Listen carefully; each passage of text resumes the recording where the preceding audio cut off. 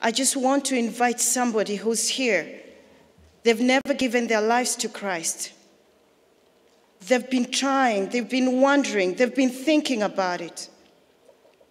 And this day, because we know not the time or the season, I just want to invite you to come here. We have so many ministers, and we're going to pray with you.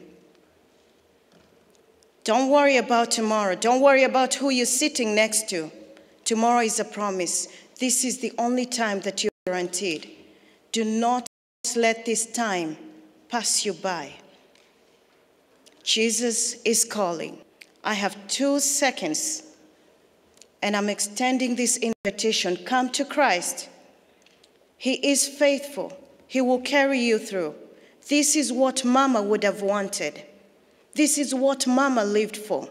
This is what her life testified. She was a witness. We all know that her prayers not only touched many, but they did produce results. She's been praying for you, and you know that. And you're sitting there. And this one day that she has all gathered us here together as we say our goodbyes, her last invite to you, come to Christ.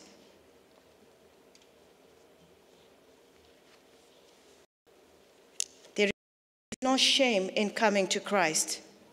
There is no shame in accepting Jesus. It is a promise. This same God that saves is the same God that will carry you through. I know there are people watching online, and you'd like to give your life to Christ. He's a loving God. He's a faithful God. He's a merciful God. He will carry you through. Do not know what you're going to do with your tomorrow, because the same God that called you is the same God that will see you through salvation. He's the sustainer, and He will sustain you. So as I take my seat, I just want to encourage us to continue to be strong, to continue to hold on to this faith that never fades away. And to the Dumiez family, thank you for sharing Mama with us. Thank you for sharing her with me. It was an honor to be a part of Mama's life. And I'll forever treasure those moments, those long phone calls that we spent together, just laughing. Sometimes we didn't even know what we said, but we just spent hours and hours on the phone. And I honor the Lord. Thank you, Dad, for allowing Mama to be a friend to so many. Thank you for the children, because Mama took a lot of time away from you, and she was able to share her love to everybody that she encountered. May the Lord bless you. May the Lord keep you. Amen.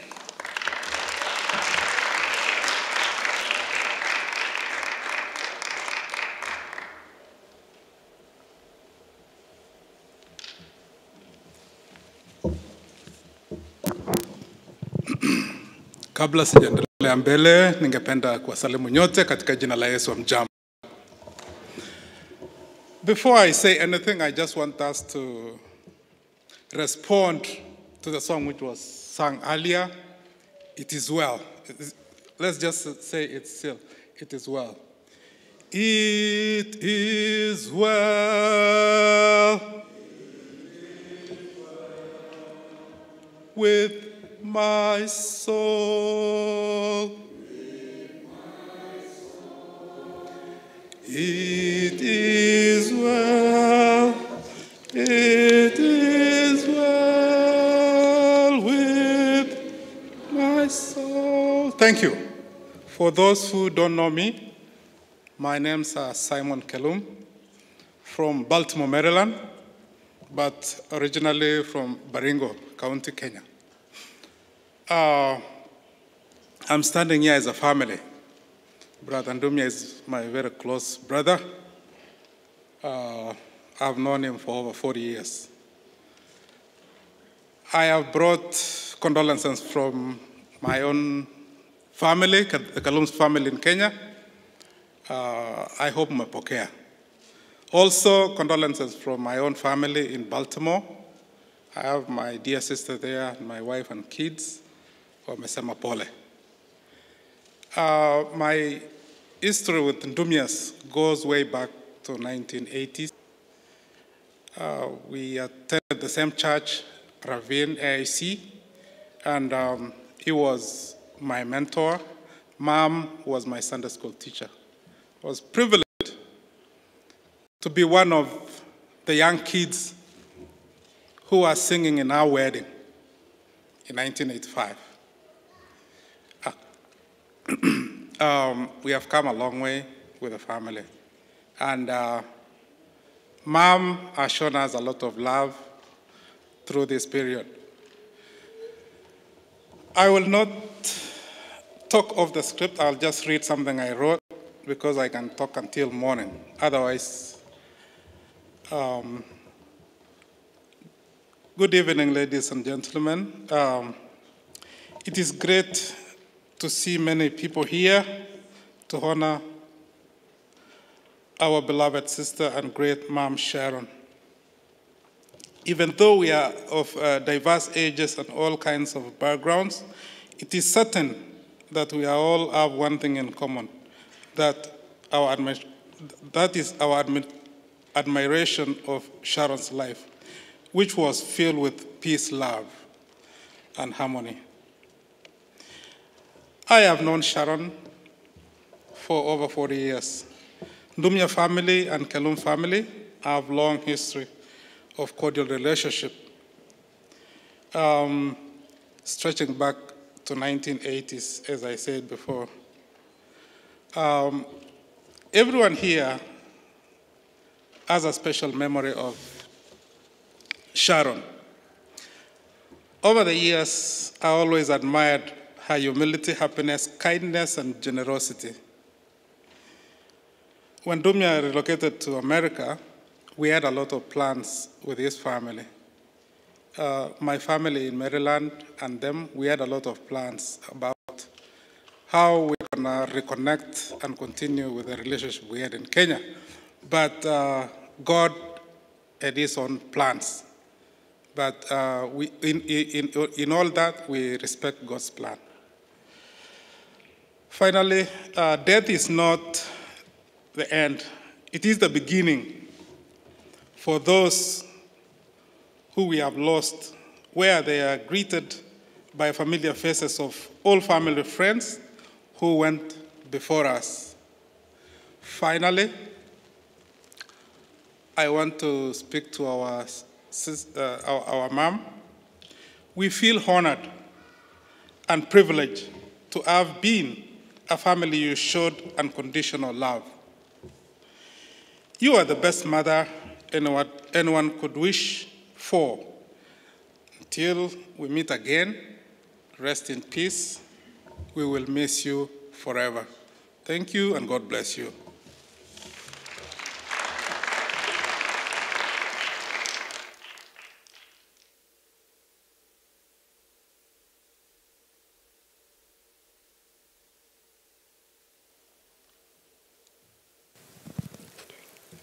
Thank you, Grace Kibe and Simon Kilum, for those words.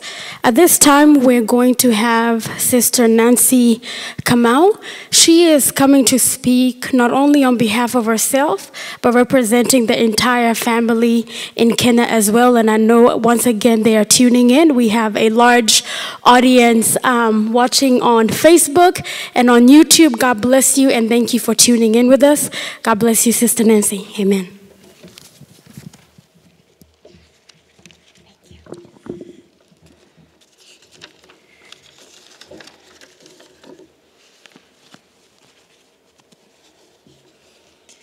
As you can see, our family is very diverse.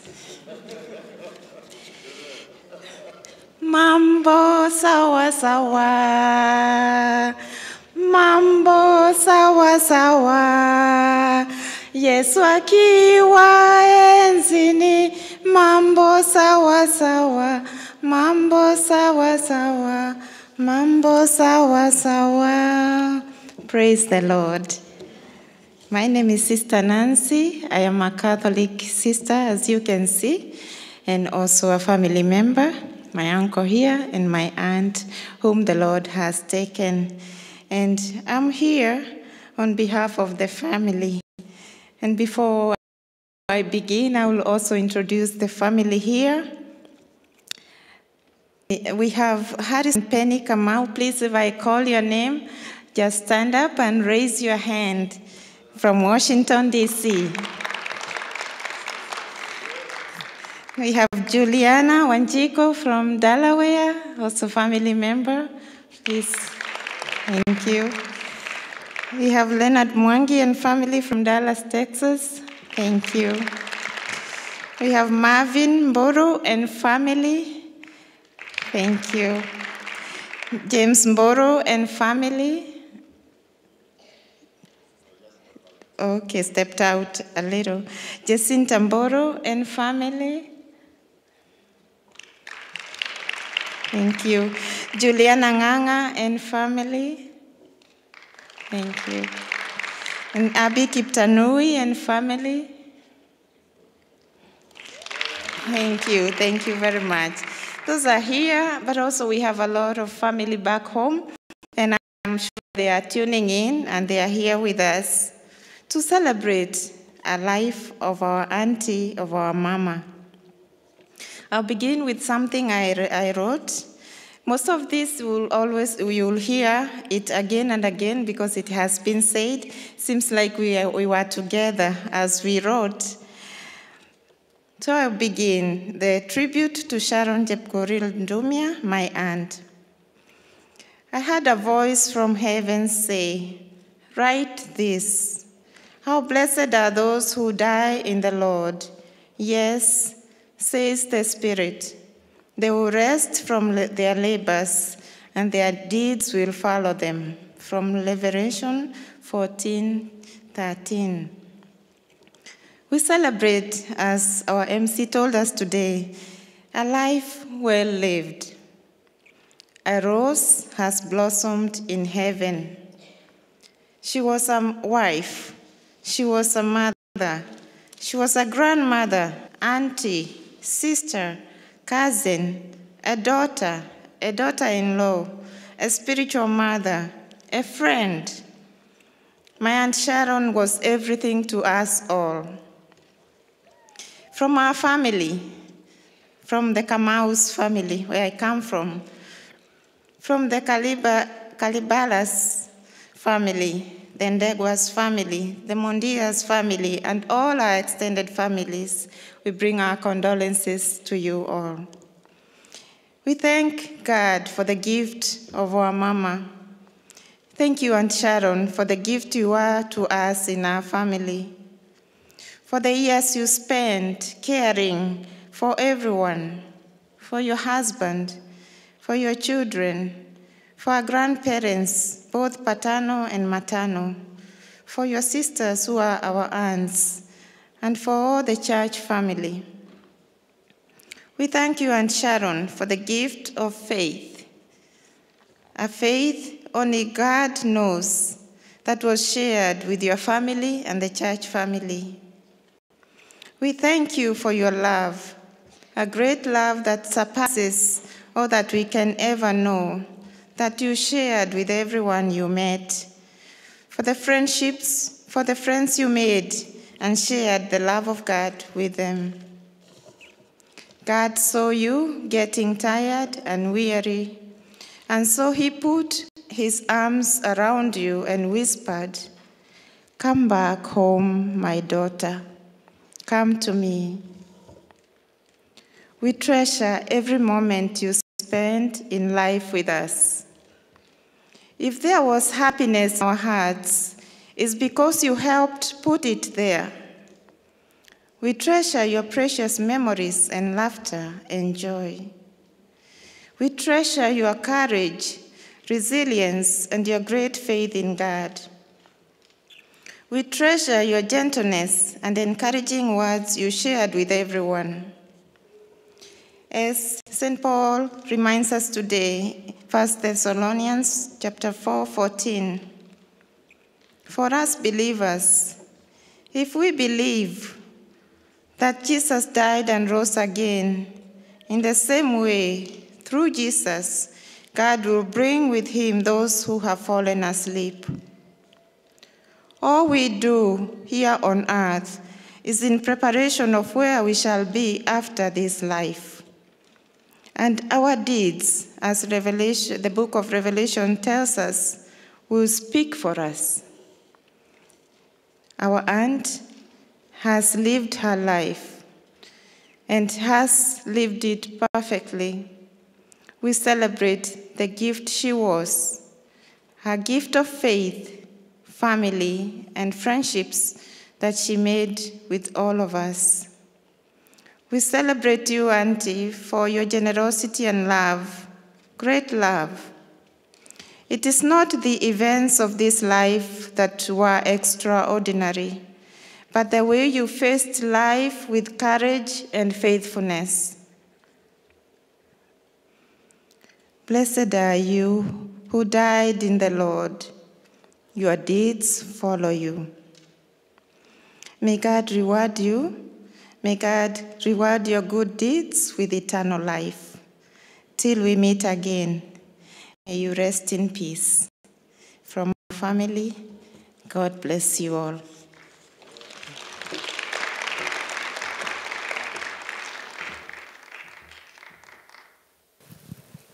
You can tell the diversity of this family is very diverse. Bwana asifiwe. We have the Catholic representation, Baptist. We have the Aquilino representation. Bwana asifiwe. Amen. That is how heaven will be like, where Jews and Gentiles, blacks and whites and Greeks, all of us will be together. Bwana asifiwe. And we are so blessed that Mom prepared us for that. And you can see, really, she loved with no discrimination. She loved without withholding who she was, because maybe you are Kikuyu, you are this, you are that. And that is how God calls us to love. Amen? At this time, it is the opportune time to hear some tributes from the immediate family now. And we will get those started with the children of Mrs. Sharon Dumia. If you're paying attention to the eulogy, or if you're reading the beautiful program, you know that she has 4 children, and they will be speaking, and they will go in order of birth. Amen? Sophie, Robert, Sammy, Abraham, and lastly, the grandchildren. Can we just appreciate the children of this great woman of God as they come? Amen. It is well with my soul. It is well. It is well with my soul. It is well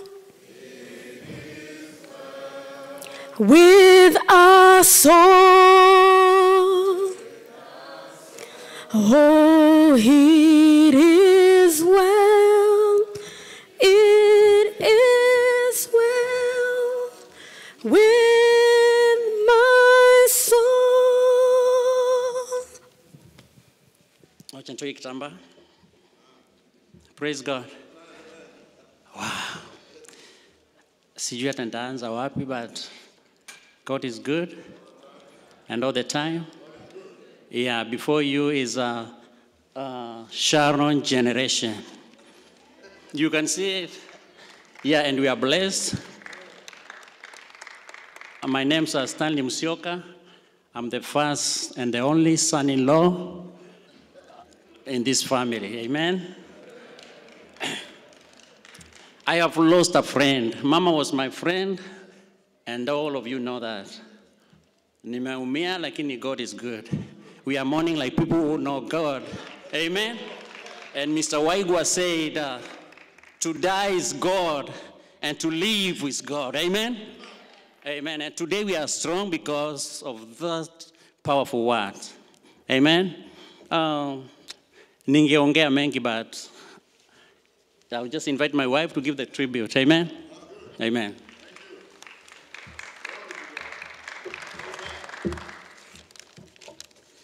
Praise the Lord. Praise the Lord again. Thank you, Jesus.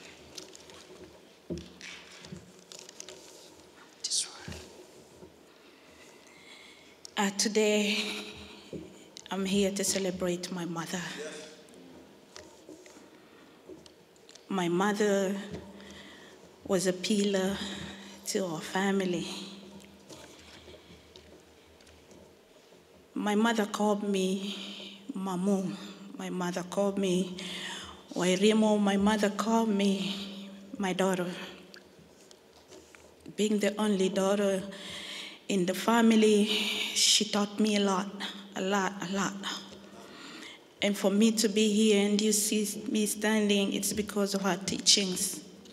And to be who I am today is her. I'm forever grateful, Mama, for what you taught me. Since I was young, you taught me how to cook. You taught me how to wash clothes. You taught me how to carry myself as a woman. I'm forever grateful. I will hold each and everything you taught me dearly. Mom, it's too hard to put everything into words. You are our best friend. Our time together was peaceful and just plain fun. You loved and cared for us and the family in the best and dearest of ways. You have been always and always will be a constant joy and the Lord's great blessing into our lives. Thank you, Mama, for taking care of our sons, Samuel, Victor, and Caleb. When we came first here in the United States, we didn't know where to start. But Daddy and Mommy, you just took us and we stayed with you for, I think, a year, and just allowing us to, settle and even to be able to know where to go, where to start. I remember Mommy taking care of our sons as we go to work, until when we were able to stand on our feet and have our own place. Mommy loved our sons and took care of them. They were the best friends to our sons. There was never a dull moment with Mom. Never a dull moment. We all laughed together, prayed together, ate together, cried together. Even in our lowest moments, Mom would still say, it's going to be okay. Oh my God, Mommy used to say, it's gonna be okay. And I know even where she is now, she's saying, it is going to be fine. Even in the lowest moments, we still found the gift of laughter through it all. We will miss you, Mama. We will always love you. We promise that we're going to carry on the legacy. We are going to stand with the ministry that you and Dad started. We are going to stand behind Daddy, and we are going to hold him high. We are going to continue to soldier on to what God has called us for. We are not going to faint, but we are going to be strong. I know many people will be asking, what about the ministry? So are you going to stop because Mama's gone? Let me tell you today, it is just the beginning.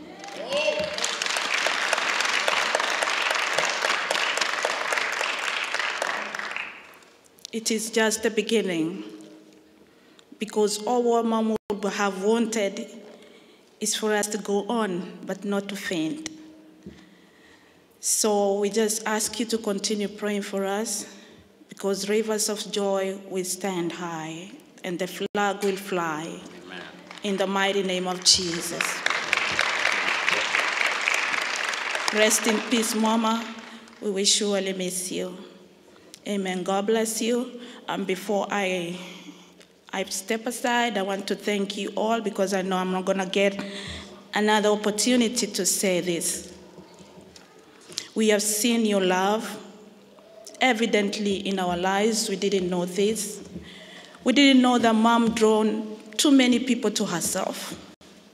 And we have this lesson because we used to see Mom call, use her phone to call, to text, to know how people are doing, and would ask ourselves, who is Mommy talking to, But now we can tell who she was talking to, So we will emulate that, and even each and every one of you, let us keep on checking on one another because people are treasure. People are treasures. That is what we have come to know. So thank you, all of you, for your support. We appreciate your presence, your calls, your messages, all the things that you've done for us, even to make this day colorful, to make everything go well. We thank you so much. May God bless you. May God meet you at the points of your needs. In the mighty name of Jesus, thank you so much.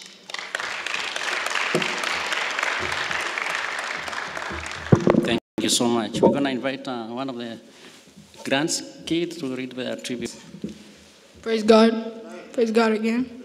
I will speak on behalf of the grandkids.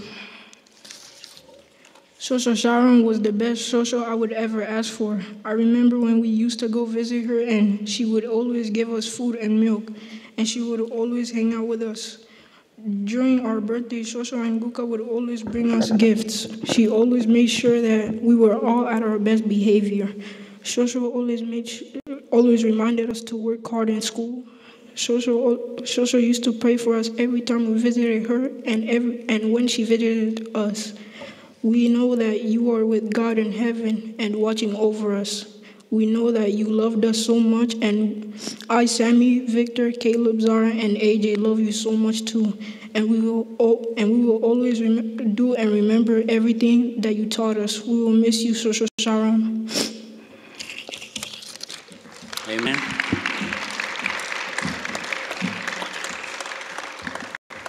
Praise God.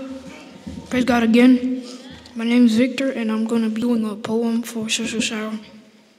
We had a wonderful grandma, one who never grew old. Her smile was made of sunshine. Her eyes were bright as shining stars, and her heart was pure gold. We had a wonderful grandmother, and that's the way it will always be. But we take heed because she is still keeping an eye on all of us. So let's make sure she likes what she sees. Snakupendo.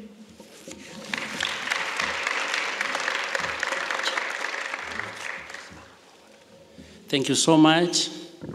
Those are the grandkids of Sharon. That was Samuel, Victor, and Caleb. God bless you.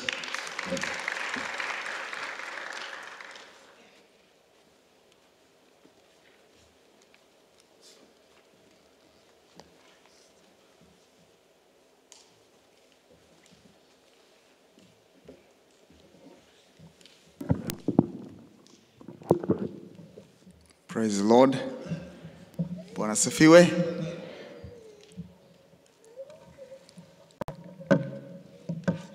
Sometimes words fail you. You get to a place like this, you already arrange everything you want to say, and the word just fails you. But let me introduce my family first.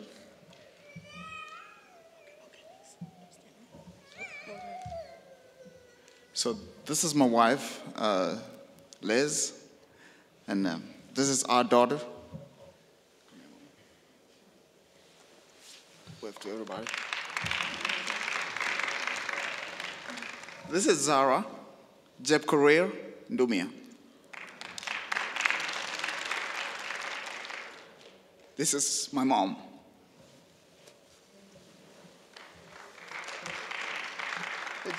Come here, AJ. Okay, come on, Daddy. It's okay.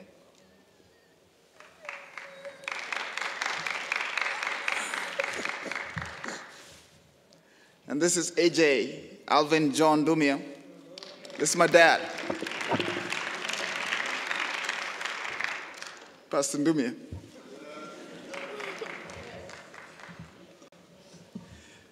Let me begin by thanking everybody for coming here and for the support and for the love. We felt it. We felt it exceedingly. I'm here to talk about my mom. And yesterday when we went to visit my mom at the funeral home, my dad encouraged us that the mourning has come to an end. And now it's a celebration. Yes, we have come to celebrate our mom, and the only thing that we're going to do is to keep on with the legacy that she has left.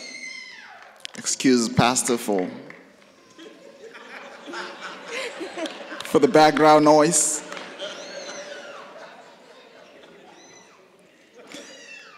My mom loved the unity. Wherever she is right now, she loves unity. She loved unity. She wanted every time that we would meet, she always wanted us to go to her house. She would cook good food. Yes, she was a good cook. She made good food. During her last years, probably the last year of her life, she lost her taste for salt. And food would be a little salty. But you didn't have a choice. You had to eat it. But there was no, you can't say anything about it. You know how the mothers, when they cook, they know that they cook good food, you cannot say anything about it. But I knew it was not because of she just lost taste for salt. But she was a gracious woman. Every time she had food in the home, she loved Murusik as well, right? Yeah, she was a Kalenjin woman. She was a prayer woman. She was very prayerful. I remember when I went to get my visa to come to the United States, and I had all my paperwork, she called us, and this is funny, because, you know, the people in my generation, we all know our mothers, when they pray, there's humor in their prayer. They will say something until you're like, what? Something that you can't make it. You know, my mom was that kind of a mother. So I remember this time when I had all my stuff, and she was praying. I remember that we laughed in the middle of prayer. But my mom was like, this paperwork load. Hata kijana yangu akienda kwa embassy, kile kutu yoyote iko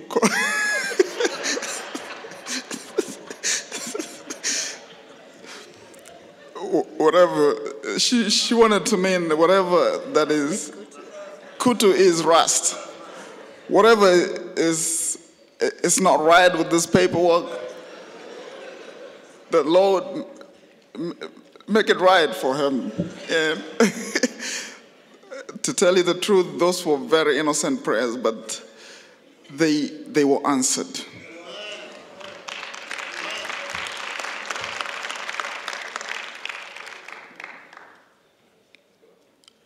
My mother was a promise keeper.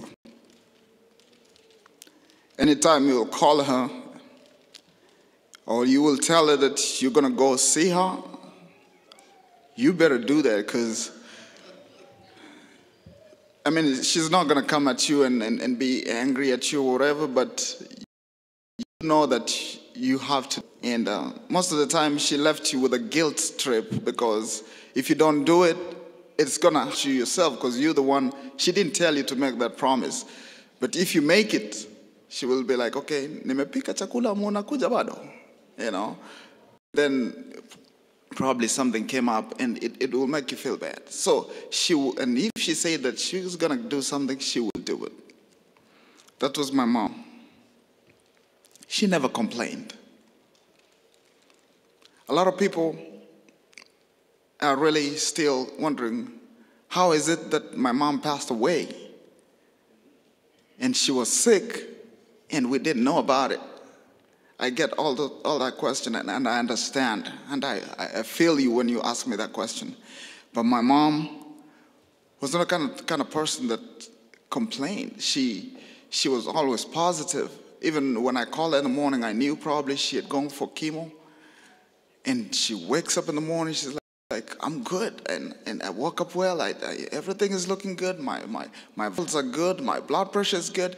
So I never got that myself. So, and she never wanted anybody to. That was my mom. She was always positive, and she always believed in the report of the Lord.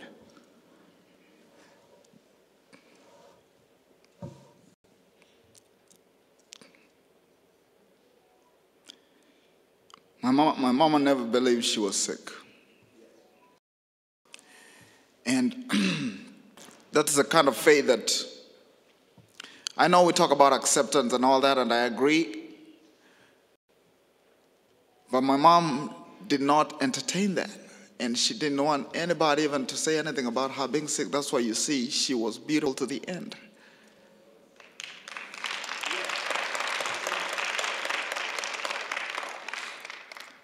My wife here, she's a nurse by profession. She used to help me to understand my mom and what she's going through.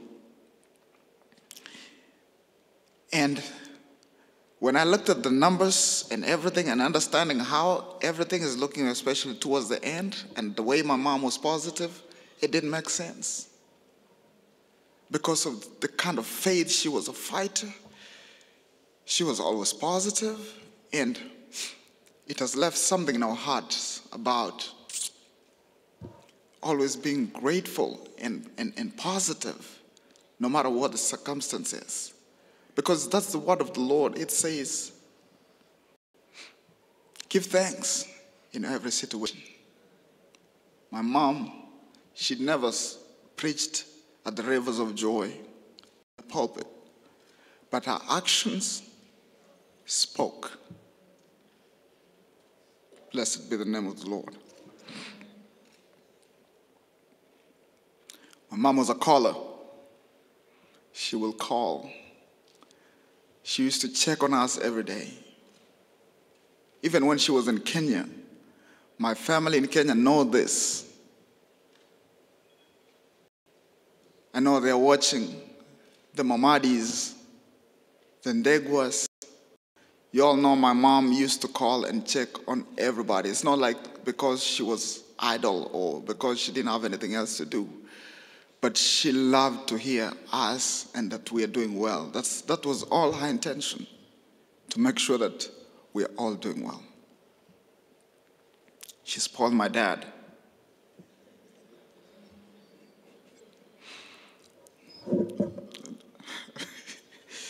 I don't think my dad knows where his socks are.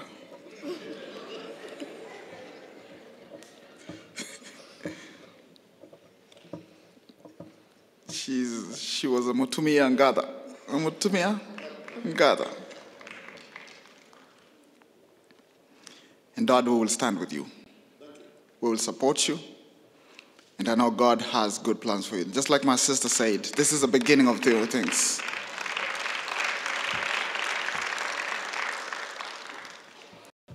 To Liz, thank you for being my mom nurse. My mom came to live with us the last week of her life, and my wife took care of her. It's a great honor. Thank you. I welcome her to say something.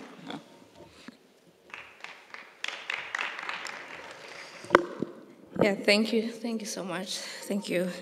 I just want to add on to what everybody has said about Mom. But for me, I just want to thank Mom for accepting me as her daughter. I don't think we ever noticed the difference between who's a daughter, who's an in-law. She has just loved us with so much love, just like any of her kids. So thank you, Mom, for that. thank you for everything you've taught me. There's quite a bit that I'm reflecting on that just to make her proud, we want to emulate that. So I'm just thankful. I'm thankful for the life that she's shared with us for those years. Thank you for taking care of my children.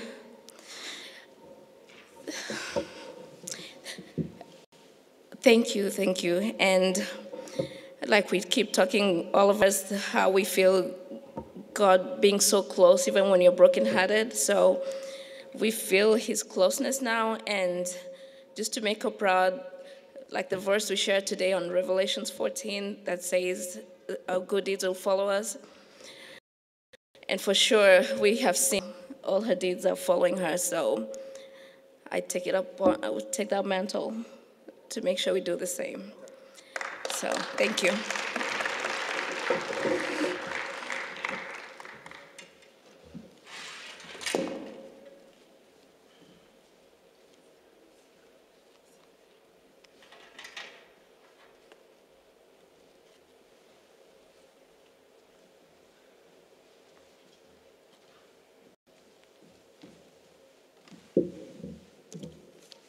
Praise the Lord.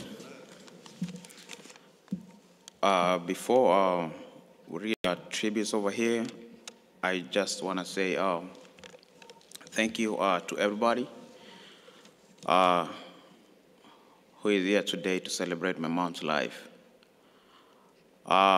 People back home, I just want to say thank you, because I know right now, especially for the family back home from Eldama Ravine, they are sitting in a big hall with a big screen watching this celebration.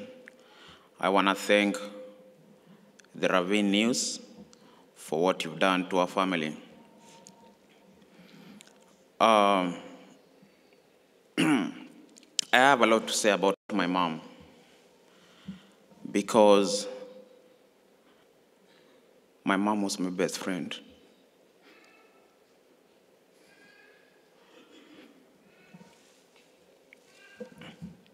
Even my brothers and my sisters, they can testify.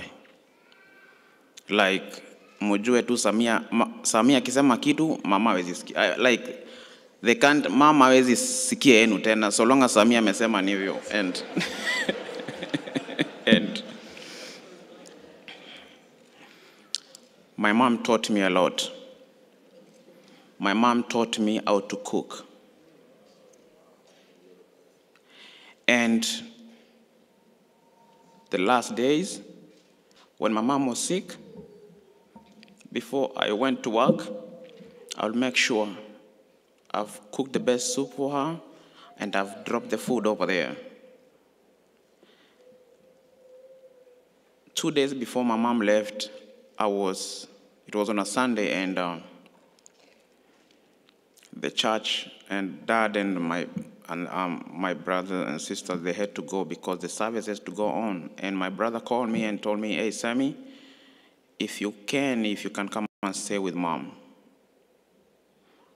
I rejoice until today, because that was the longest day I spent with my mom, from 8 in the morning until midnight. I was there with Grace Kibe, and you know, I will know like the kind of food my mom would like to eat. And I remember that day, I even prepared the meal, but my mom was so weak to eat that food, and it broke me.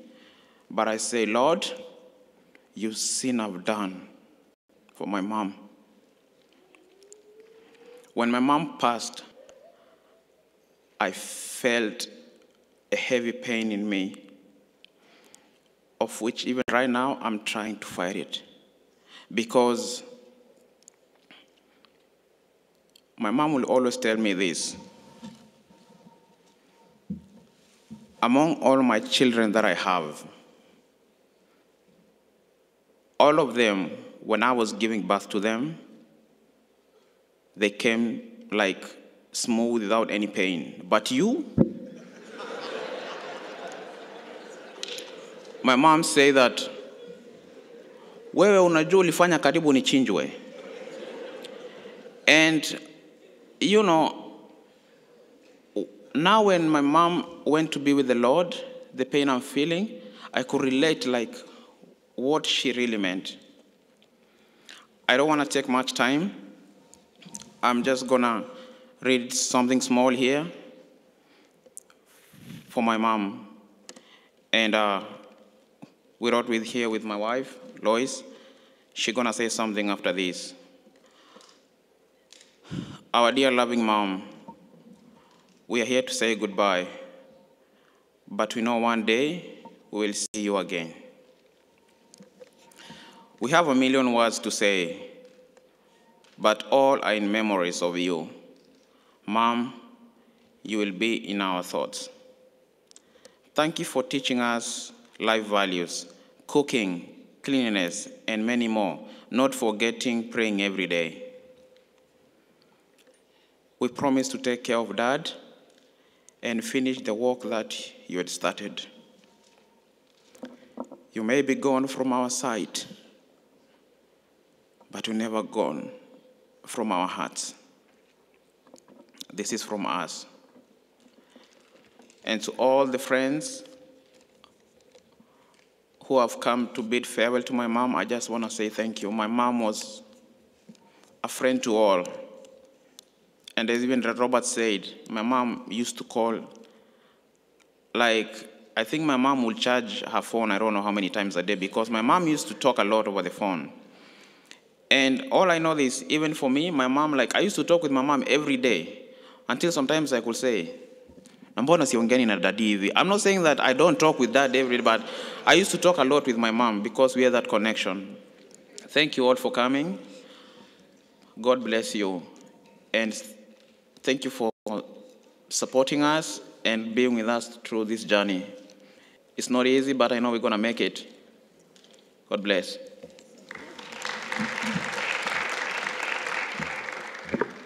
Praise God, church. Praise God once more.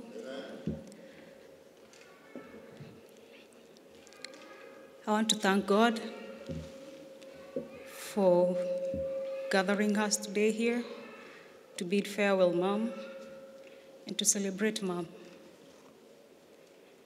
She was a very important person to every one of us.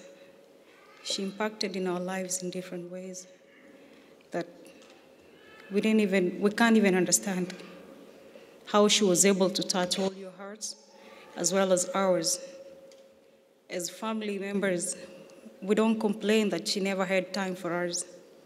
But what we don't understand is, where was she getting time for all of you? Mom was a giver. Sometimes, and many a times, always when we go visit her, we could pass by the stores and do some shopping. But on our way out, she'd be like, no way, you have to do another shopping and fill up that kiondo that you came with. So as much as we always give her, if you don't go back with something, she will feel bad. So we used to have that saying, which is, we used to take it as fun, like, nafanya shopping nyumbani mwa mama yangu. And when she would come to our place too, she would bring things and we would do the same to her. You have to do shopping, you have to go back with something else, not what you came with. We really enjoyed interacting with Mom because hakuwahi tubagua. And like my sister Lisa said, it's hard to know who was married in that family and who was born in that family, unless you know the history. There's no point we felt like we were outsiders or something. She always embraced us. Me and her being Kalenjin-speaking people in the family, sometimes when we want to talk in coded language and we want to talk about Dad and Sammy, and they're there, like, we always go vernacular. Like, there's this time when stimulus check was paid. So, Mom would ask, unne bonde, bichep konda? That means, mzee amesemaje, pesa imeingia? then you're like, yeah, imeingia. Alafu ananiambia, "Unto mkomuoa." Sasa ananiambia, "Wangu wajaniambia." And if wake amemwambia na mimi sijaambiwa, hata mimi nalalamika, wangu wajaniambia. And then for a moment we're back together like, oh, that is your dad and this is my husband, who is your son. So we had a very good relationship with Mom. I would dearly miss her. The time I spent with her in the hospital, the whole night, she was not able to sleep sometimes, she'd stay awake. We could talk and talk about a lot of things. And even in her pain, she would advise you, she would talk to you about life. She would tell you how to live as a girl. And then I was like, wait a minute, Mom, I'm supposed to comfort you, ukae, upate usingizi, ulale vizuri, nini, then you're the one talking to me about life.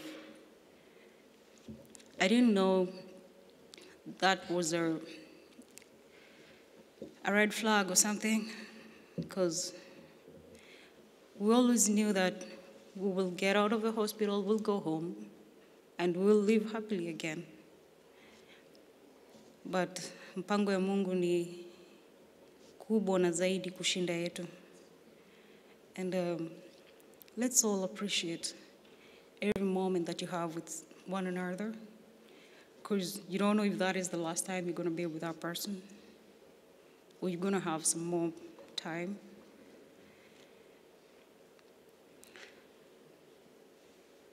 I will miss Mom so much. She was a dear friend to me. I could talk with Mom more than the way I could talk with my sisters. I will miss those phone calls. And miss that phone call, you'll be answerable for it. She'll be like, ulikuwa wapi? So before even you return the call, unasimama kwanza unajicompose. So nitaanza kuexplain aje kwanza ndio tuanzie kwenye tuliachia. But what comforts me is that Mom knew God. Na tutampata siku moja if we keep our faith. So if you dearly love Mom and you want to meet her someday, keep your faith. Be strong in the Lord. And as Sophia said, we will serve God more. We will glorify God more. Thank you so much for being there for us. Hatungeweza peke yetu na Dad. Thank you so much, pastors. Thank you so much, everybody. God bless.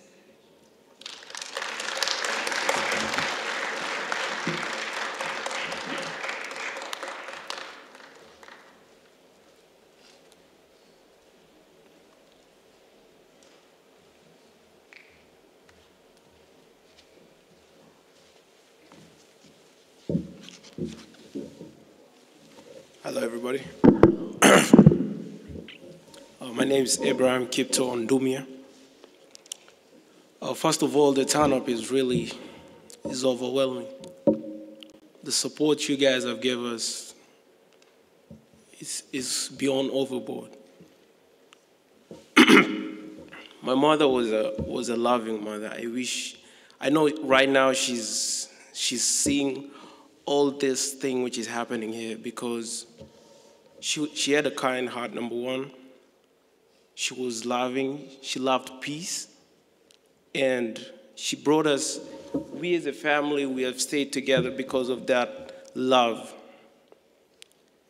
And I pray that everybody who encountered my mother she'll continue with that legacy she left, because I know every individual here encountered my mother in different ways. Probably because my mom, number one, my mom, she used to communicate, she make phone calls because me and my father, we stayed the same house, you know. My mother, my father, and I, we stayed the same house. My mother could wake up, number one, she could wake up early morning and start playing praise songs. There's one, the favorites she used to love, and then after that, she started making phone calls. Like she could, I don't know, man. I can't just explain, but she was just a loving mother, and I'm gonna really dearly miss her. And I don't know, but I can't believe she's gone, you know. I remember the last week when she started feeling weak. I remember my brother Robert came home, and they were about to take her to the hospital, and I was like, Robert, is my mom faking it or what? I don't know, because she had that she was so strong and always happy. I was like, is this really my mother? She was so weak. I was asking Robert, are you serious about this? You know what? But I remember 2 days before she passed away, we were there in that house with my father, and I remember, actually, I want to say thank you so much, the pastors. You have stand with my dad so much. I remember those 2 days before she passed away, you guys, I could hear my dad praying so much. And I remember that morning before, one day before she passed away, I felt like I had the strength, because when she was going through that, I was feeling weak. And that day after you guys were praying with my dad, that morning when we woke up before we go see her, I had the strength, you know. I don't know. Even my dad was telling me he felt the same way, and God gave us strength. And you guys have been there for us. You've been there for us all through those. I've never seen people mourning for almost a month. This was like deliverance to people, you know. This was like bring this city together, you know, man. But I know that we're gonna continue staying together. Our mom brought us together as a city of Dallas and all states in America and across the globe, you know, because I know we have supporters from all over the world, you know, Europe, Africa, and every other place. I pray that we continue having that unity. Yeah, and thank you all, and I want to read my tribute to my beloved mother. Malaika Mama, your battle is now over. No more pain, no more suffering. Still deep in my heart, I can't believe this happened to you. But I'm proud to say you are my mother. A woman full of joy and peace. She's no more with us. Malaika Mama, continue watching over us, and you'll always be in our hearts. Thank you all. Rest in peace, Mama.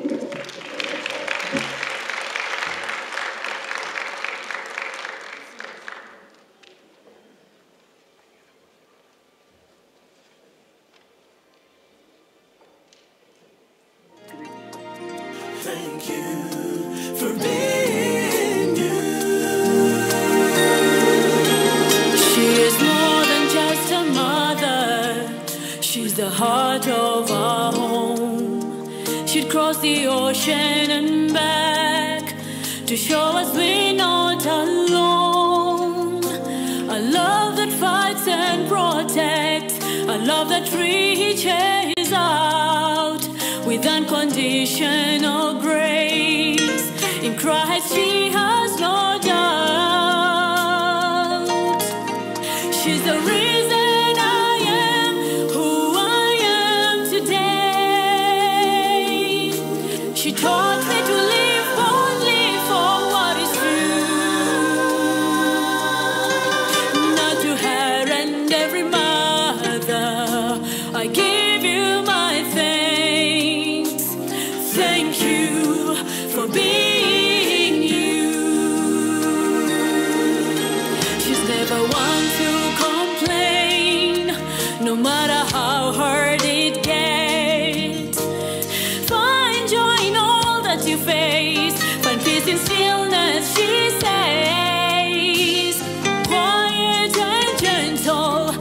Yet with passion she carries us through every trial and every storm. Her faith remains because it remains because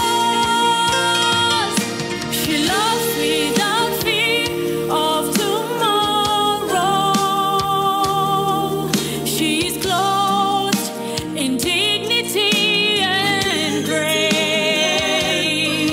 Her strength, though it may be borrowed, it is enough to sustain us every day. The children of Mrs. Sharon Dumia, God bless you. And at this time, without further ado, last but certainly not least, if you can just stand, we're going to now hear our last tribute. This also gives you a few moments to stretch. Help me appreciate and recognize the very first soul-winning person, I don't know how you describe that Sharon Dumia won to Christ, amen? Her husband, Pastor John Dumia. God bless you as you come, Pastor. Amen.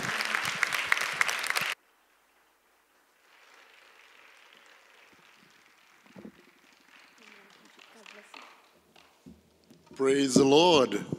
Amen. You can be seated in the presence of the Lord. Amen. The song that just went forth is a tribute song from Sharon's niece, Angela Shiko, a gospel singer in Columbus, Ohio. She was supposed to be here, but she couldn't make it. But she sent her condolences, and she's with us. What a blessed generation. Hallelujah. Thank you so much, Sharon generation.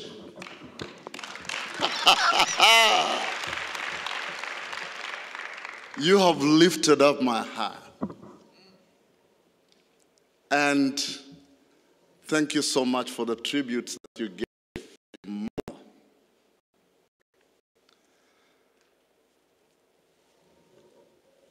Friends, this is a moment.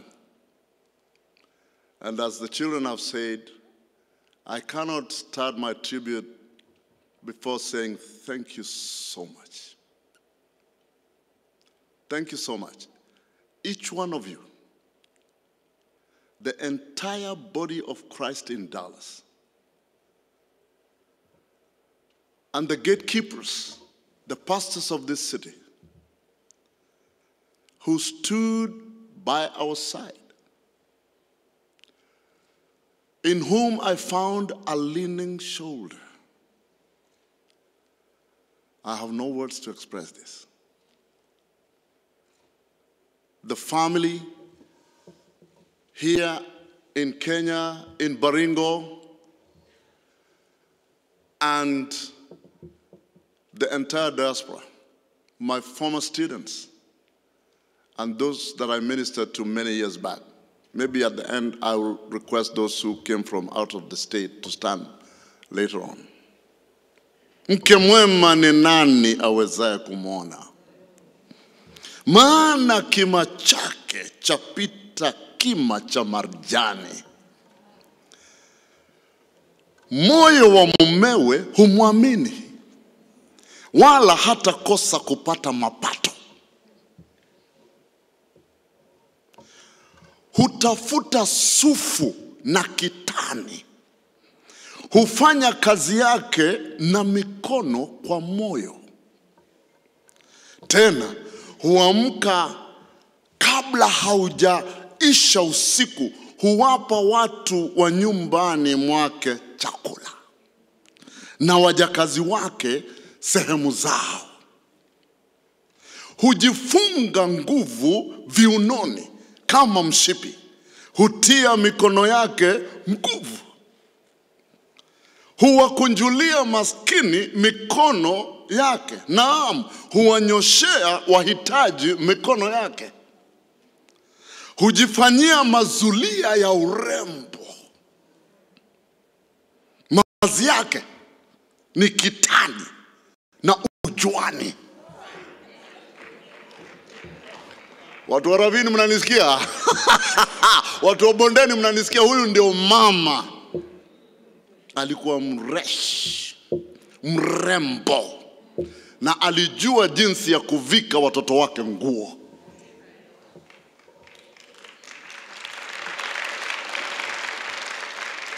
Nguvu na hadhi ndiyo mavazi yake. Hufumbua kinywa chake kwa hekima, na sheria ya wema katika ulimi wake. Huangalia sana njia za watu wa nyumbani mwake, wala hali chakula cha uvivu. Wanawe huondoka na kumuita heri. Mumewe naye humsifu na kusema, binti za watu wengi wamefanya mema, lakini wewe Sharon umewapita wote.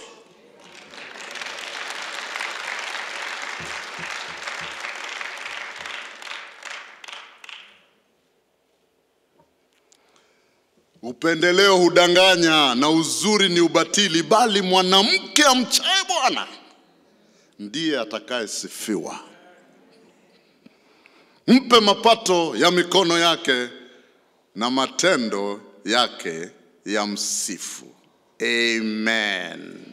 In August 1976, I graduated as a P1 teacher at Shanzu Teachers College, Mombasa. I was then 23 years old. I was posted to teach in a school called Kamililo Primary School in Eldama Ravine, Baringo District, now Baringo County. My immediate desire after my employment was to look for a girl to marry. I didn't want to waste time. My only impediment was I had forsaken the church from my high school days. Well, of course, I had been brought up very well by my mother, Joyce Wairimu, who went to be with the Lord, a devoted Christian, a woman of prayer. May she continue to rest in peace, in eternal glory. I attended Sunday school and was baptized in the African Inland Mission in Eldama Ravine in 1962 and became a church boy, a darling of the church. I used to play my mouth organ in the church as people sang the hymns. However, I wandered away from the right path and engaged in wild living. I tried to experiment anything that other young people were trying to experiment. And I found myself in a dilemma because I wanted a good girl, but there were no good girls around. Yaani nilitafuta msichana wa kumuoa lakini singempata kwa sababu mimi nilikuwa ni mtu ambaye amepotea katika anasa za dunia. Ninatafuta msichana na ninajua wasichana wazuri wanapatikana kanisani, lakini siwezi kwenda huko maana nilikwisha toroka huko.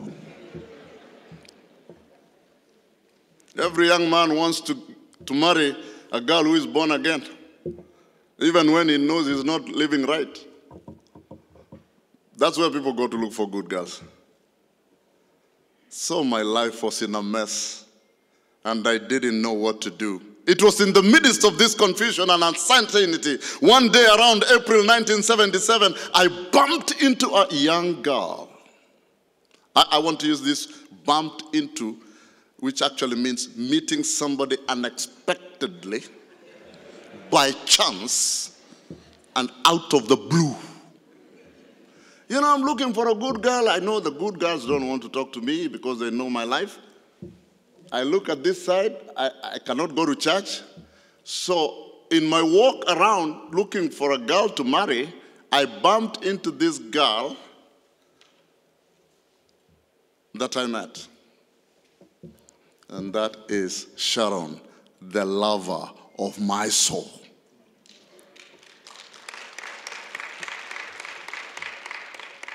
The beautiful lady sleeping in this casket I met her and I knew this was going to be my life partner. Why? Because one, I knew her elder sisters.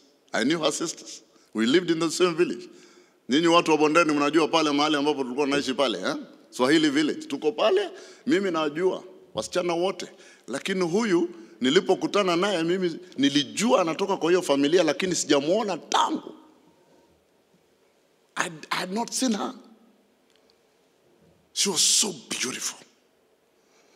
When she was so beautiful. And when I looked at her and we met like this, it's like, whew. When she looked at me with her gentle smile, I fell in love. Sayoyo. I knew for certain she was meant for me. I just didn't know. And when she came close to me, and I gained some courage because I was very shy. You think that this preacher or somebody who speaks like this knows how to talk to a girl? I was so shy. But when she came close to me, I told her, I love you. And she did not answer. She just looked at me and smiled at me and did this.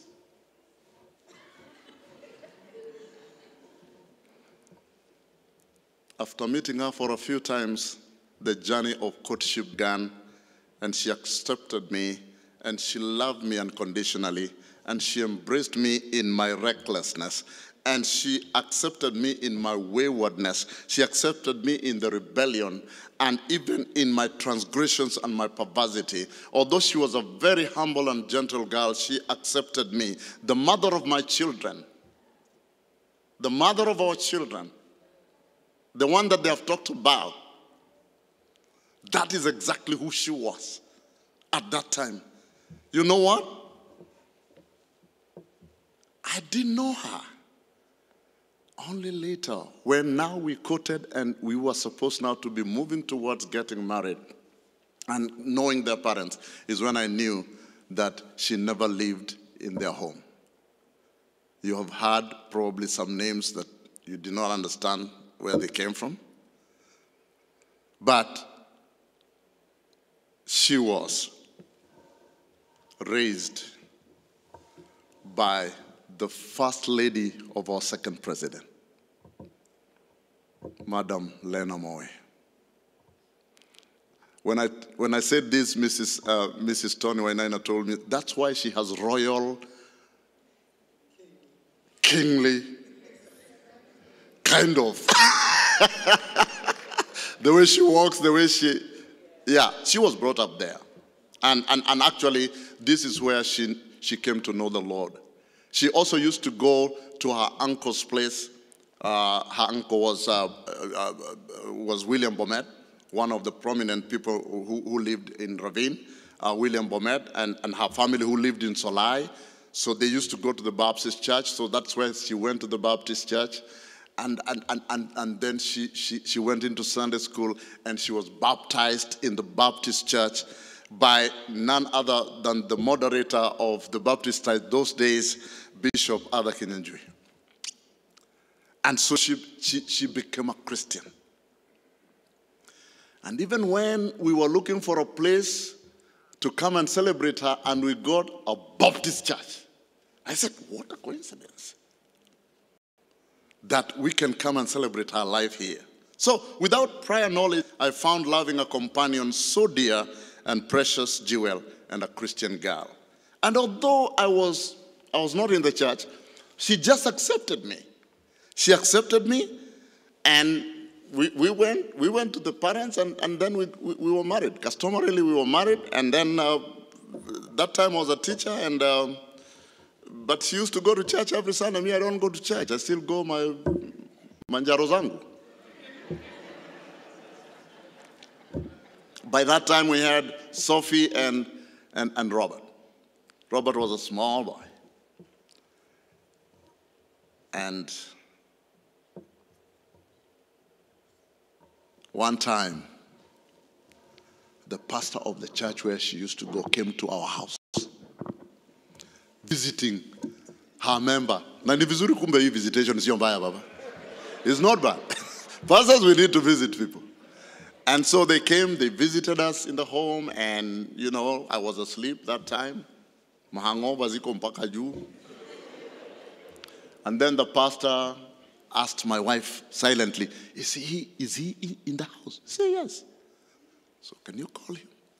So she came to the bedroom, and then she told me the pastor is here, he wants to say hi to you. I almost became hesitant, but I accepted. So I came to the house, and then the pastor, they know me. I was a teacher in that vicinity. Kamelilo, nilikuwa hapo, mwalimu, wananijua wote, Pastor Ezekiel, you know, Jonah Birgen and the others. They came. And then now, as they did not even ask me anything about salvation. And I can know when you are reaching out to somebody who is probably very rebellious, don't talk about salvation instantly. Just create a rapport. So the pastor created a rapport and said, unajua tumekuja tu kuwasalimia, unajua ni mwalimu wetu na tunakupenda na nini na mama, unajua mama huwa anakuja church. So tumekuja tu kuwasalimia. Lakini tutaomba. And when they prayed, that's the beginning of good things. I just felt after they left, there was something that happened. It didn't take more than 2 months before I went to church and gave my life to Christ.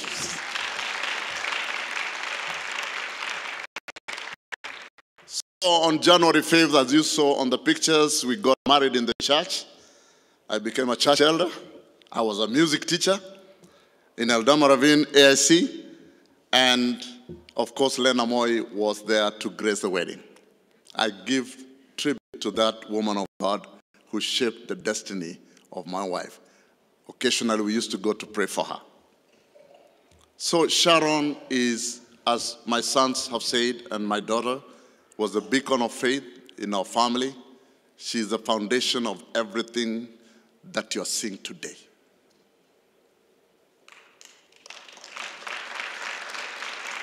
And that is why when we had the revival meetings, I said, these are not my children. These are Sharon's children. This is Sharon generation because plus their father. Because I used to call her lately, Mom. You know that? I used to call her Mom. Because she's the one who made a pathway for me to accept the Lord Jesus Christ. She used to talk to me about going to church all the time. But she's the one who paved the way for me. So that is it. So Sharon was so gentle, kind, loving. She's always wore a smile that spoke, I love you, you are special, I have noticed you, I appreciate you. She was so compassionate and full of mercy, as the children have said, tolerant, perseverant. She was a virtuous woman. She never complained about anything. She always took life one day at a time. We lived with her for 45 years.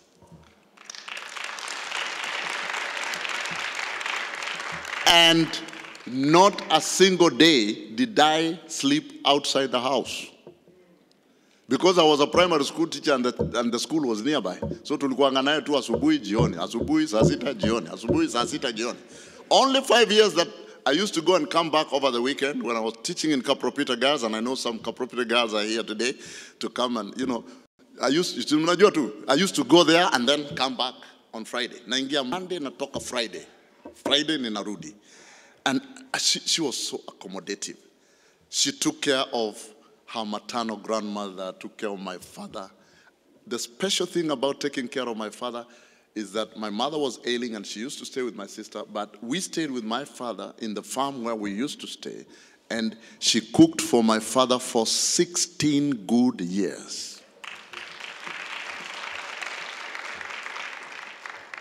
She was a close confidant of my mother and single-handedly took care of all those parents. Sharon, you are and continue to be the beacon of faith for our generations. You have left behind a distinguished legacy for our children and children's children. Sharon, you dug a well of salvation as the most precious inheritance for your descendants. Sharon, I shall forever be grateful to you for nurturing me our grandparents, parents, our children and grandchildren, I dedicate to you this poem from the book of Song of Songs 115 and chapter 2 and verse 1. How beautiful you are, my darling. Oh, beautiful. How beautiful are your eyes. Like the rose of Sharon is a lily of the valleys. Like a lily among thorns is my darling Sharon among the young women. Sharon, my sweetheart, may you shine your way to glory land.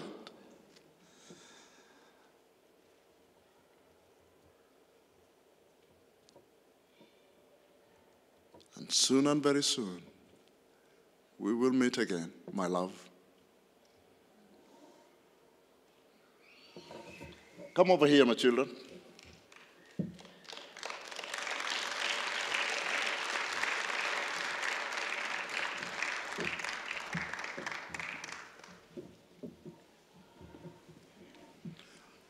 Oh Lord, here I stand with the children that you've given to me. They are for your glory and praise and honor. I and my children, we dedicate ourselves to you. And we thank you for giving us the founder of our faith, the founder and the establisher of salvation in our home. Sharon, we appreciate you and we love you. Amen.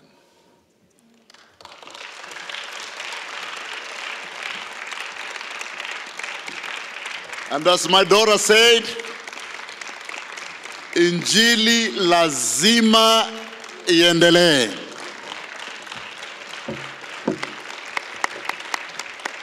Amen. Thank you. Thank you. Thank you.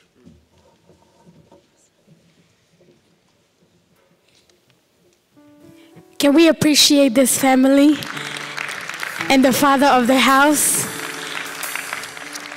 Amen. As you are standing, we will sing this hymn before we invite the pastor. Amen.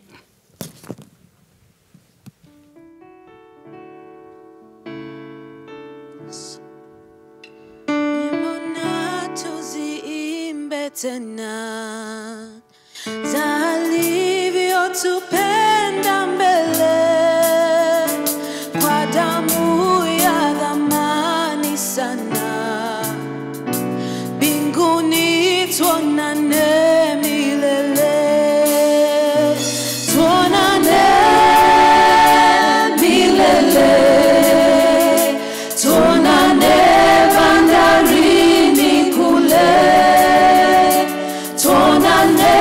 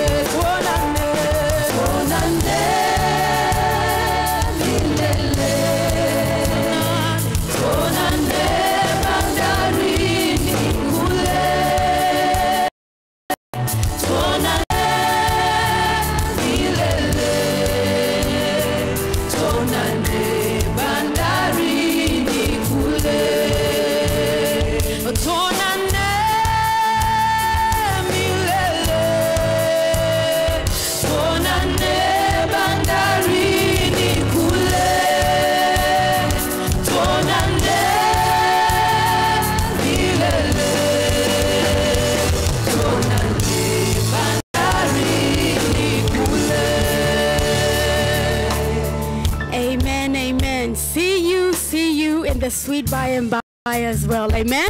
God bless you as you are seated. Thank you, praise team. At this time, we have read our eulogy about our mom. We have listened to tributes from near and far, the country and the nation. And then lastly, we have listened to the tributes from the immediate family. And we can truly say this is a woman that fears the Lord. Amen. And as Pastor read in the book of Proverbs, all we can do is just honor this woman and the God of this woman. Amen. Without further ado, allow me to invite Pastor Tony, who will be now giving the word of encouragement. God bless you as you come. Amen.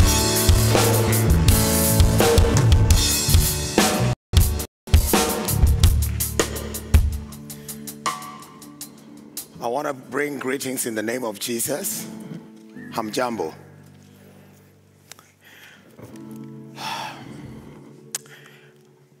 I can't remember the last time that I went to a funeral service and I was so impacted by the tributes from the family. How do you not love a family like this? Can we just appreciate the Lord for that?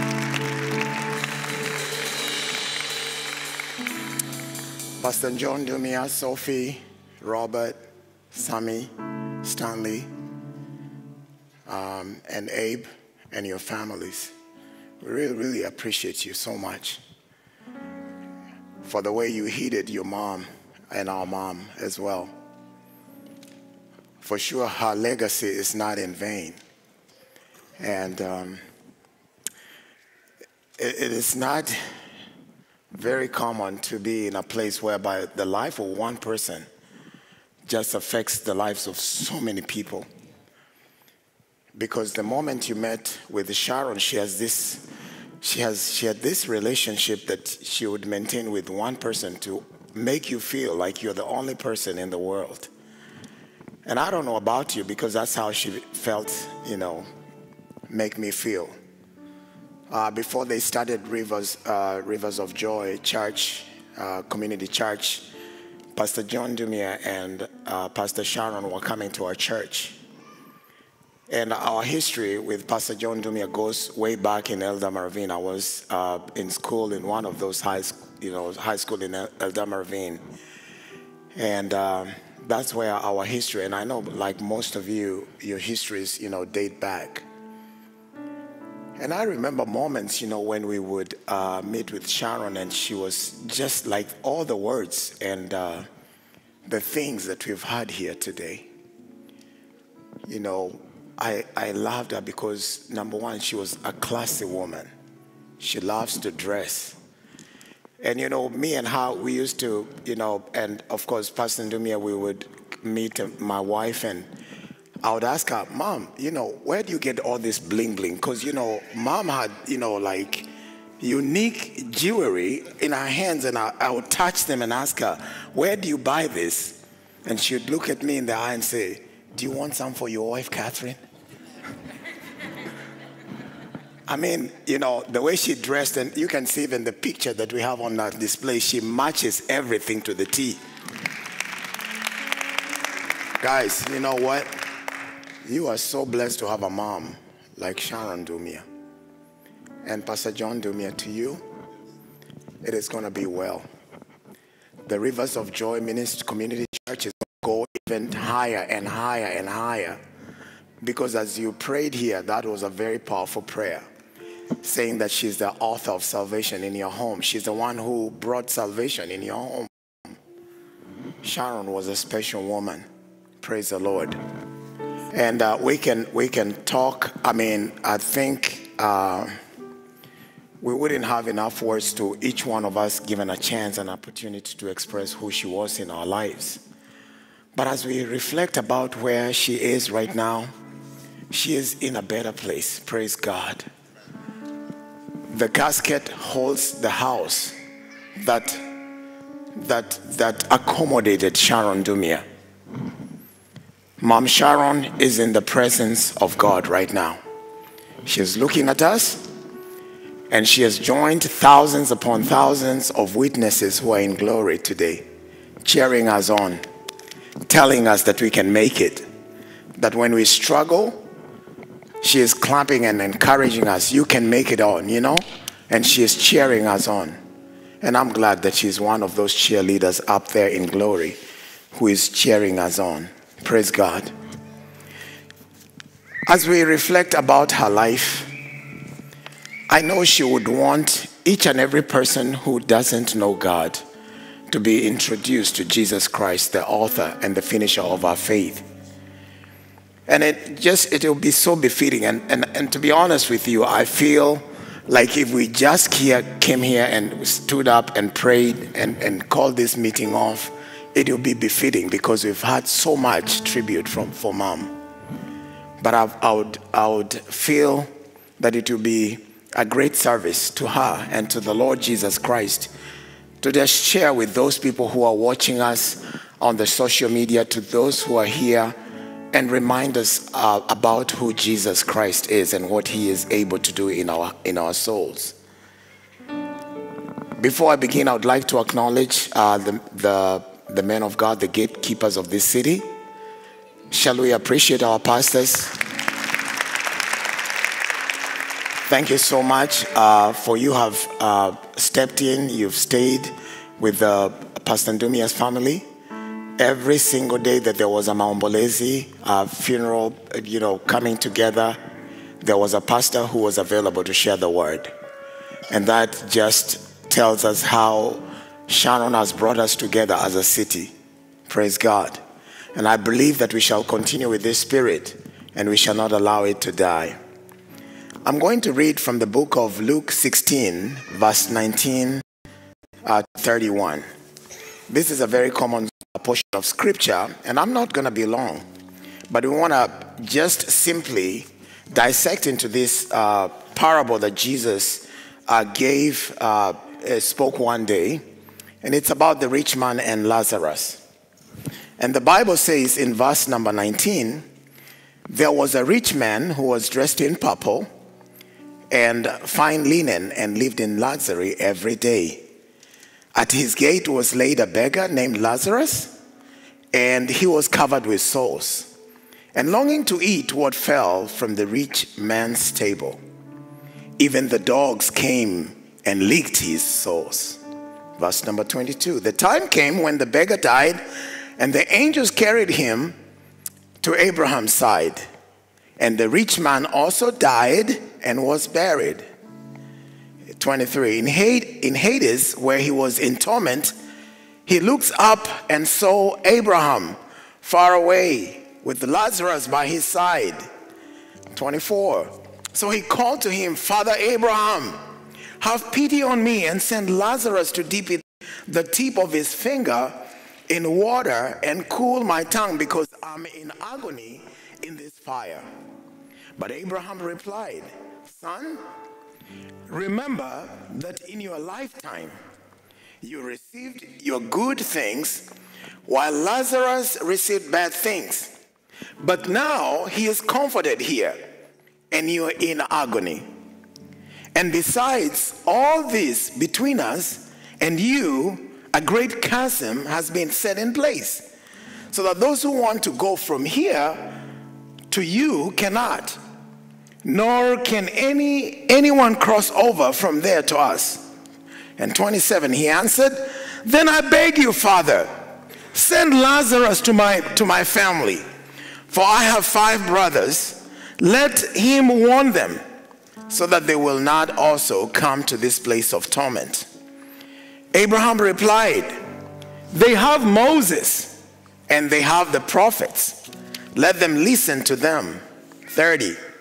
No, Father Abraham, he said, but if someone from the dead goes to them, they will repent. And 31, he said to him, if they do not listen to Moses and the prophets, they will not be convinced, even if someone rises from the dead. Praise the Lord. In a brief way, in a very simplistic manner, I would like us to dissect this parable that Jesus spoke one time when he was in his errands, preaching the gospel. Now, this story, given maybe to most nations, you know, in the first world, it will be a message that will be really, be received, not be received well at all. Because, like, for example, in America, which is a first world, most people live pretty well. We live a decent life, praise the Lord. And we earn way more than what, most people in third world countries earn. And so this would be, when we read this scripture to most people in America, they think that God is against wealth. As a matter of fact, God is wealth. We know that our forefathers, people like Abraham, people like Jacob, were wealthy people. But it is the propensity of what wealth is capable of doing to draw us away from the Lord. Amen? Now this story, and every time we read scripture, it is important for us to understand that the Lord wants us to understand, or for us to know what the context talks about. But scripture is written so that we can apply ourselves to the teachings of the word. And the moment we apply ourselves to the teachings of the word, then the word becomes alive in us. And so we have to reflect ourselves to the teachings of this parable as we dissect it, and so we can understand not so much about what is spoken about the rich man or his identity or Lazarus, but reflect on our own selves. Because many times when we hear the word, we want to, get into the depth of the characters that are in the Bible, and that's still good. But it is important for us to understand, what does that portion of scripture speak to my spirit, to my soul, to myself? Amen? And so when we think about this rich man, the Bible describes him as a man who lived in Nazareth every day. He had it all together. And he had his life going for himself. God, of course, is the one who blesses us with wealth. He empowers us to be wealthy. And so there's nothing wrong to be wealthy, as long as we can be able to recognize the giver of that wealth to us. Praise the Lord. So God had blessed this rich man, and as often as, when many people get wealthy, wealth do, they kind of like put a blind eye to people around themselves. That's what happened to this man. And so the Bible also talks to us about Lazarus. And Lazarus was a poor person. He was a man of little means. As a matter of fact, that he was so poor that he didn't even have food to eat. They had to bring him by the gates of this rich guy. And so that, if there was any leftovers, he would be given. He was so desperate. He had sores. The Bible says that he was sick in his body. He needed medical attention, but he couldn't afford even to go to a hospital if there was any during that day, or according to this parable. And it says that even dogs came to lick his wound. That shows you how desperate this man was. And every day, this man, the rich man, would come, and I don't even know whether he recognized who he was. Sometimes I think maybe he would see him as the guards maybe opened the gates for him, and, coming in with his, great car and parking it and continuing with his own life. So, and we find that sometimes, at some point in verse number 22, that, a time came when the rich man died. Remember that it is appointed for once a man, to die, and later judgment. If you live in this world, let me tell you, if Jesus tarries, you will one day die. I will one day die, Jesus tarrying. Praise the Lord. And so it happens that this beggar died, and also the rich man died. Now, there's something that really struck me when I read this scripture that I've never seen. That the Bible describes that when Lazarus died, that the angels of God came and took him into the presence of God. But when the rich man died, the Bible says that he was buried. So I am comforted that the moment a believer gets out of this body and is ready to be transported into the presence of God, that they are angelic beings that are dispatched from heaven to come and carry us home. And that's exactly what happened to Mom Sharon. When she was just about to get out of our body and to be transported into the presence of the Lord, there were angels that were assigned to come and take her into the presence of God. Praise God. But the rich man also died, and he was, just because he loved his luxury, he found himself in the Hades. Now, Hades is a place of torment. It is a place of fire. It is a place that has been reserved for the devil. It is the final judgment that has been assigned by our Father God, for the devil and all those who reject him. And so there's a conversation that ensues there. Now, before we get there, it is important for us to know that wealth and richness is deceptive. There's so many stories that we've heard of people who are wealthy. I heard one story told to me several years ago about one of my countrymen who came to this country, and he determined to work and work and work and work. His goal, I think, was to raise about $100,000 so that after he would get the $100,000, he would be able to be satisfied, and he would be able to make an exit and go to his home country in Kenya. And he would probably maybe start life, and his family was in Kenya. And so the story goes that he used to work and work and work and work like we all always do. And one day he is in his break room, trying to take his 15 minutes break. And as he was taking his break, the man just went like, he was tired, and he bowed down his head, and he was taking a nap. But he never woke up. This is a true story that was told about a Kenyan who came into this country, and he died. Somebody tried to come and wake him up, but lo and behold, he was dead and he was gone. So they tried to investigate about the family of this young man, and it was so difficult. They found that he didn't have a will, and by the way, he was living actually in Texas. And so they found out that he didn't have any relative. And they tried to investigate his life and who his closest friends were. And finally, they found some friends, and they went to the bank. In his bank, he had about $60,000. Now, when you don't have a will in the state of Texas, guess what? All that you have becomes the estate of the state.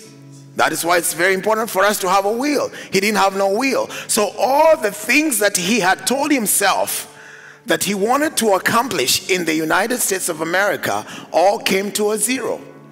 Now, he never went to church. He never even ate well. He never even, took care of himself. But all he wanted is to work and work and work and work. The Bible tells us in the book of Mark 4:19, but the worries of this life, the deceptiveness of wealth. It is very easy for us to be deceptive and to think that I want to live the American dream. And it is all good if we can live the American dream, but also know who is the author of the American dream. Praise the Lord. And so this man died, and he was taken over. People had to come together, raise some money, and the $60,000 that he had in his bank could not even help him. People had to raise money so that he could be transported home.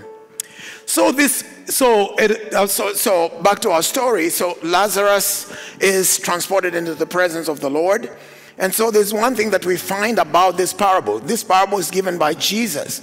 And so we recognize one thing, that you are in a conscious state when you're transported into the presence of the Lord. You are aware that you're in the presence of the Lord. Amen. Because Lazarus recognized himself as he was taken just beside Abraham. I don't even know what they were talking with Abraham. According to the parable, it doesn't tell us, but he was just next to Abraham. I guess they were having some testimony, and maybe Abraham was telling him how, the Lord spoke to him to get out of his relatives and go to a land that the Lord was leading him. Praise God. And then this guy finds himself, this other rich man finds himself in Hades, a place of torment. He was conscious that he was in hell. So what this story tells us and what Jesus is trying to tell us, that there's a physical place called heaven and there's a physical place called hell. And the physical place called heaven is reserved for those who trust in Jesus and believe in him and are made the righteousness of God. That is the place that he is preparing for them. But then there's a place that that is reserved, a physical place called Hades or hell, that is reserved for people who have rejected him. Amen? And that's where this man found himself. Now, there's one thing about this parable that also tells us that in hell, there's no streams of water. I've heard people tell, you know, when you go out for outreach and you're telling people about the Lord, they tell us, oh, you know what, we shall gather together and we shall all pee and we shall form a river. Let me tell you, nothing like that is going to happen in hell. I don't even think you'll be able even to think that you can go to a restroom somewhere, let alone even forming a river so that it can cool you down. This guy was in deep agony. He is telling, I think he thinks that Lazarus is still the poor man that he used to see. He's telling, hey, Father Abraham, and he was looking from up there, can you please send that Lazarus to come and dip his finger? And I just need a droplet of a drop of water to just cool my tongue. Praise the Lord. And he was there in agony. And then Father Abraham told him, you know what? Remember what you used to leave down there on earth. Remember the things that you used to do to this poor Lazarus. You went in you lived a luxurious life. You couldn't even turn towards him or care for his plight or care for his needs. But now he is comforted, but you're in agony. Church, listen to me. It's very, very important. Those who are watching me over social media, let us not think that whatever God grants us or gives us, that is the ultimate. True richness comes from knowing Jesus Christ as the Lord and Savior. Amen. Let me tell you, if there is anything that you can ever gain in this world, it is to come into a personal relationship with Jesus Christ, because that is true richness. Amen. This guy who was the rich man, he dwelt in there and he was in torment, and he's having a conversation and he's telling Abraham, please send him so that he can dip his finger to come and cool my tongue. And Abraham tells him, remember the things that you did and the things that you did to Lazarus.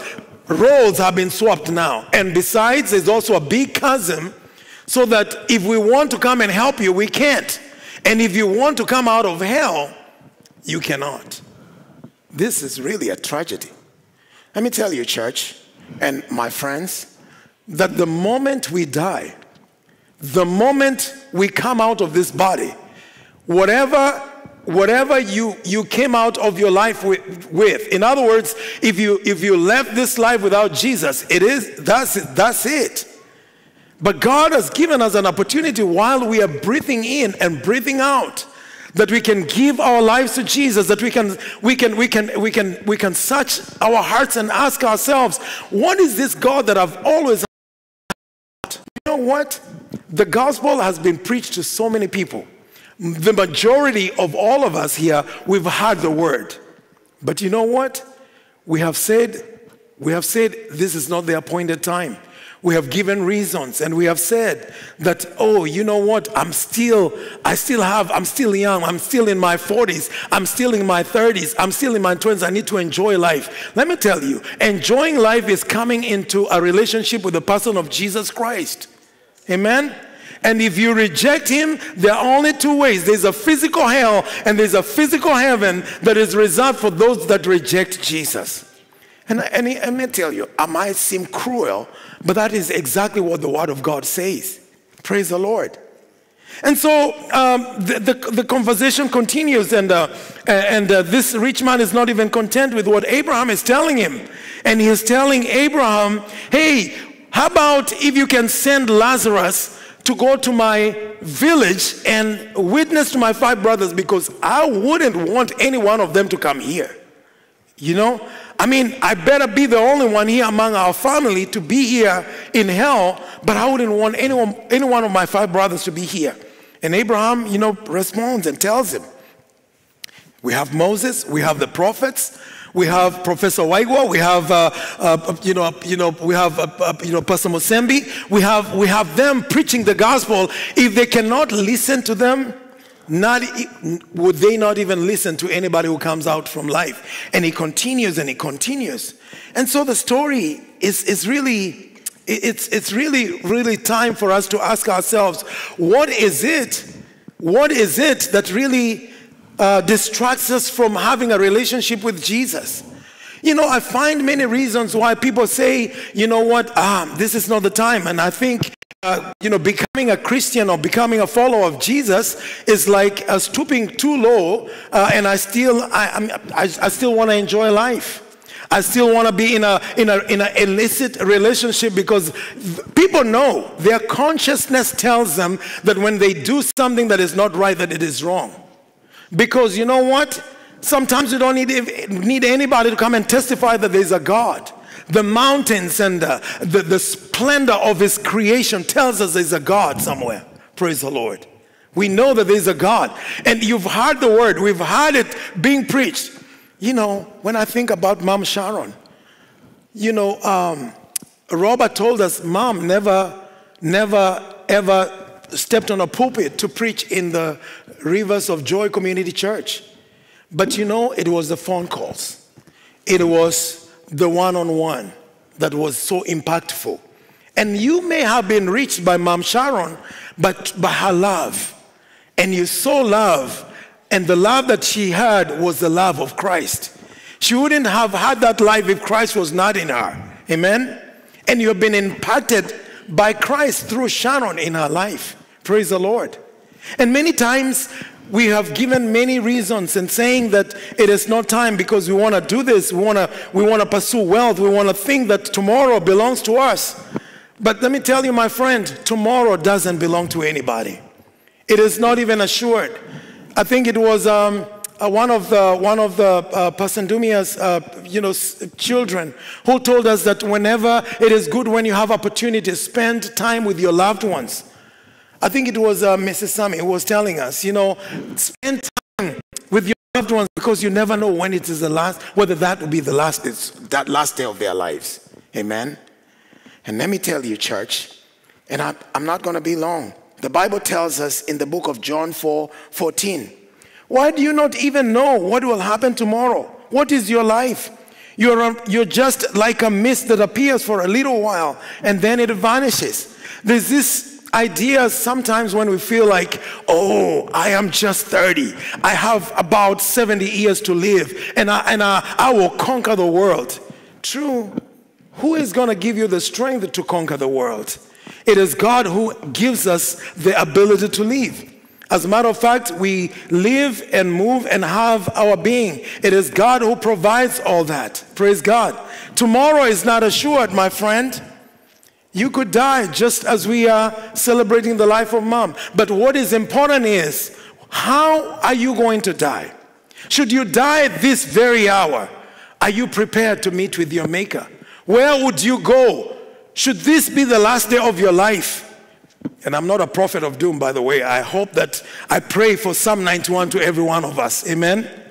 But even many people that have gone before us, they claim the Psalm 91. But the Bible has decreed that the boundaries have been set for each one of us. The months have been assigned for each and every one of us. No one knows how tomorrow is going to rise up. The other day, and I think most of you just got this. I don't know. My brother sent me a picture in WhatsApp. And in this picture, there were very, very important dignitaries who used to be powerful politicians. And you know what the WhatsApp said? None of these people who are so powerful that you could not even come close is alive. They are all buried under the ground. It is a reality. How many people have we lost, like in 2021 through COVID-19? How many prominent people do you think have gone and have died? Let me tell you, this parable teaches us that when somebody dies, he can either be in one of these two places, heaven or hell.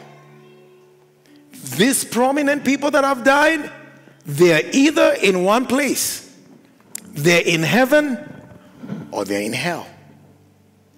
So today, any human being who has ever lived, when they die, they will be either in one place.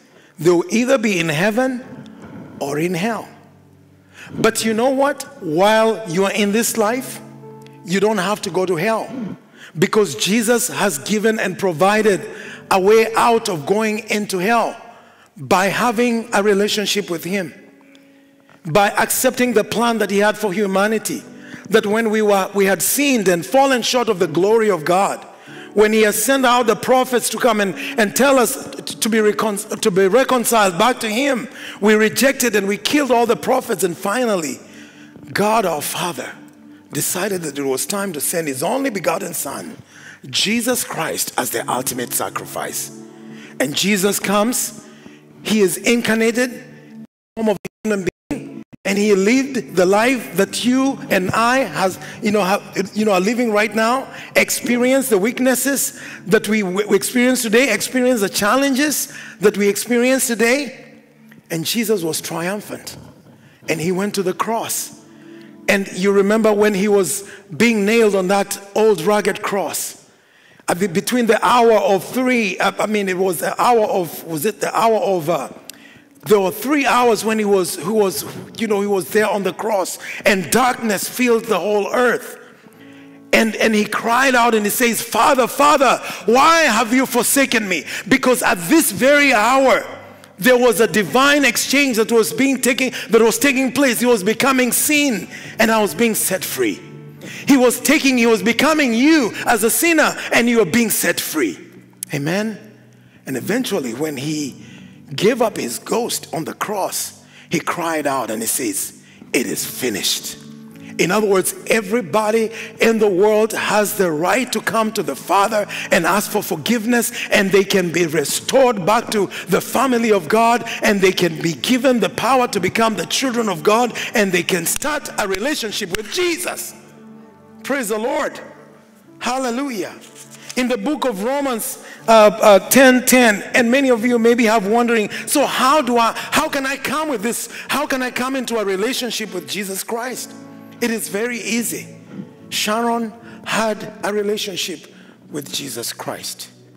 If you really, really love Sharon Dumia and you want to meet her, you have to have a relationship with Jesus, so that in the future we can meet with her. She can be among those who will be welcoming us in glory. Amen? If you didn't have a relationship with Jesus, this is the opportunity that you have. For tomorrow is never guaranteed. The Bible tells us we are just but a mist, that you see it today coming up and tomorrow is gone. How many people do you know that you've attended their funeral service or you heard about that died, people that were very close to you? Like most of you, I lost so many close friends during COVID-19. Some of them are still more till today. I don't even know. I know mourning is over, but I came up here and I saw the picture of Sharon Dumia, and I said, Mom, I can't believe you're gone. I can't believe it. But you know what comforts me? Is that she is in the presence of God. What comforts me is that I'll see her again if I keep my faith. Amen? She has fought the good fight. She has run her race, and she kept her faith. Amen? Coming into Jesus is not complicated. That's the reason why Jesus came into this world, is so that no one would ever enter into Hades like this rich man. Amen? Money, we can have all the money we have, and that's good. But if that money is going to draw us away from the Lord, then we are going to lose our eternity. Praise God. In the book of Romans 10:10, simple scriptures, this is how you would come into Jesus. But what does it say? This is what the Bible says. What does it say? The word is near to you. It is in your mouth. It is in your heart. You are listening to the word right now. It is in your mouth. It is in your heart. It is in your ear. That is the word of faith we are proclaiming. That if you confess with your mouth, amen? If you confess with your mouth, confessing is just speaking. it is speaking about what you have believed, what has been told to you, and you have believed.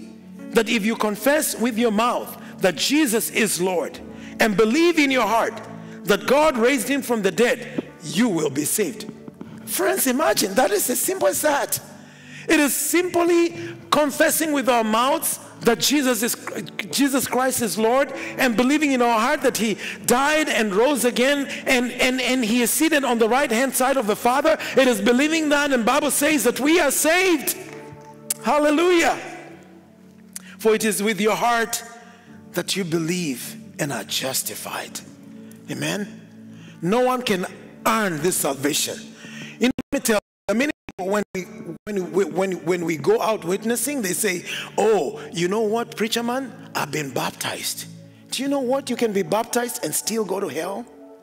Oh, you know, preacher man, I go to church every Sunday. Do you know you can go to church and still go to hell? Oh, I've heard even people say, oh, I've been confirmed. I have even Christian names. Do you know you can have all the Christian names there are and still really go to hell? Oh, you know what, preacher man? I even pay my tithes. I even give my offerings. I'm really helping the church, and I do all these things. So I think I'm good. I mean, I've really been working hard. Bible says that, you know what? Self-righteousness is like filthy rags before the Lord. So in other words, the work that you do, it's not out of work. We are not saved out of our ability. Are you feeling me? We don't get saved because of our work. It is not because of our ability. No one can ever buy salvation. Salvation is really given by Jesus Christ, that when he died on the cross of Calvary 2,000 years ago, he said it's finished, and everybody is welcome to him. That is true richness. Having to come into a relationship with Jesus Christ. There was a saying that, a bumper sticker that I saw way back in Kenya that say, true men love Jesus. And I believe it. True women too love Jesus. True women have a relationship with Jesus Christ. Amen. In the Bible says in the book of Acts 30, and I'm saying this and I'll be able to stop. In the past, God overlooked such ignorance. But now he commands that all men everywhere to repent. Repenting, you know what repenting is? Is realizing, oh God, I've been in this illicit relationship. I've been a con man throughout my life, even though people see me as a person who is right. You know what repentance is? Is recognizing what you're doing is wrong. Is recognizing that I'm out of a relationship with Jesus, and you do a 180. So in other words, if you're going this way, you do a 180 degrees and you decide, I'm not going to do those things anymore. Amen? I'm going to have a relationship with Jesus. So let me ask you this. Let's personalize this. Where would you want to go? Would you want to be in the place where this rich guy was? Or would you want to be where Lazarus was? What has been the reason that has delayed you? And I'm talking to those who are looking at watching me, online, also on social media. What has been the reason that you've been giving? What really makes you've had the word, but every time you delay and say, oh, it is not my time, I will, let's not even talk about that. Let me tell you, by the time you think that you're going to decide to give your life to Jesus, it will be too late. When both of these men died and they were gone, they would not even come back into this life to redo or to correct their mistakes. Once you die, you are dead. You are gone. It is done. And then we are going to await the final judgment. And let me tell you how the judgment is going to be. Those who never followed Jesus, those who never accepted him as Lord and Savior, will be thrown into the lake of fire with the devil. My friend, I don't want you to be in that place. It is a place of torment. We are in the labor pains right now where so many things are happening. And if we think that things are going to get better, things are going to get even worse. Probably, maybe we shall have even more pandemics that are on their way. I'm not saying these things to scare you. These things are in the scriptures. you know. But look at this. About 900,000 people died, but God preserved you. Think about it. About all these people died, but you're still here. You may have even caught COVID, probably even went to the hospital, but God raised you up because He still loves you. And He wants to give you another chance. He's telling you, my son, my daughter, I really love you so much. I wouldn't want to go to the place of torment. Amen.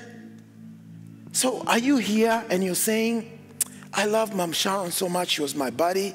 I love the Dumias family. The love that you see here, you know, man. The love that you see in their children. The love that you see among themselves. You know, I was thinking about this, you know. How many daughters-in-law talk very well about their mother-in-law? You know, I was thinking, I was seated there and I was thinking, how many daughters-in-law talk well about their mothers-in-law? Hello, Africans? You know, it doesn't really, you know, the things that you hear, they are mostly on the negative side, right? But these girls, these daughters, they're speaking, they're you can tell the love, the counsel, and the unconditional love that they receive from their mother-in-law. This would never happen if the love of God was not in Sharon Dumia. Amen. And Mom, we love you. Please cheer us on because we want to come and meet you. And say hello to Abraham and David and all those guys up there. Amen. You don't have to go to hell, my friend. You don't even have to go to hell.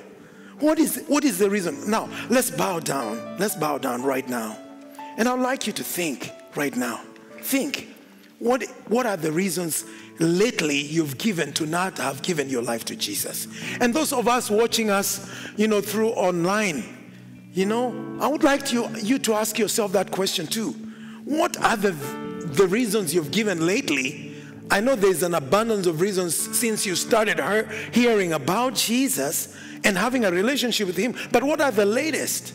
Is it that you want to make a lot of money like this young guy who said he wanted to make $100,000 and he was actually escorted to Kenya in a coffin? Or is it this like the prominent men we know, even in this nation, who have died and we didn't know whether they had a relationship with Jesus? Some of them were billionaires, but they are no more. What are the reasons? You know what? You can make it right tonight. You can make it right now. I plead with you. I plead with you, my beloved sister, my beloved friend. I plead with you. If you've never given your life to Jesus, this is the time. For tomorrow is never guaranteed. Just raise up your hand wherever you are. If you'd like to receive Jesus, we can pray with you right now. You don't have to go to hell. You know what? You've enjoyed life in America and God was giving you that ability. I don't even know how much money you have, but all that money will be irrelevant if you die today. Probably the people who enjoy that money is people who you don't even know, or people who you wouldn't even want to touch your dollars today. You're here, you've never given your life to Jesus, and you're saying, yes, preacher man, I want to give my life to the Lord. Lift up your hand. I'm going to pray with you. Is there anyone? Those that are watching over me, is there anyone who decides today, I don't want to go to hell. I want to go to where Sharon is right now?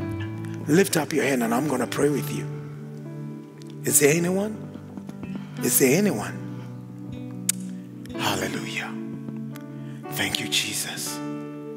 Father, we thank you. We adore you, Lord.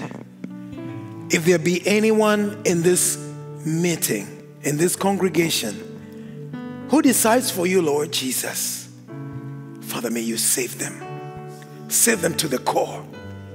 Let the plan of your salvation be revealed into their hearts in the name of Jesus. There are many that are still on the fence. It could be people even watching me online that are deciding yes for the Lord. Just lift up those hands.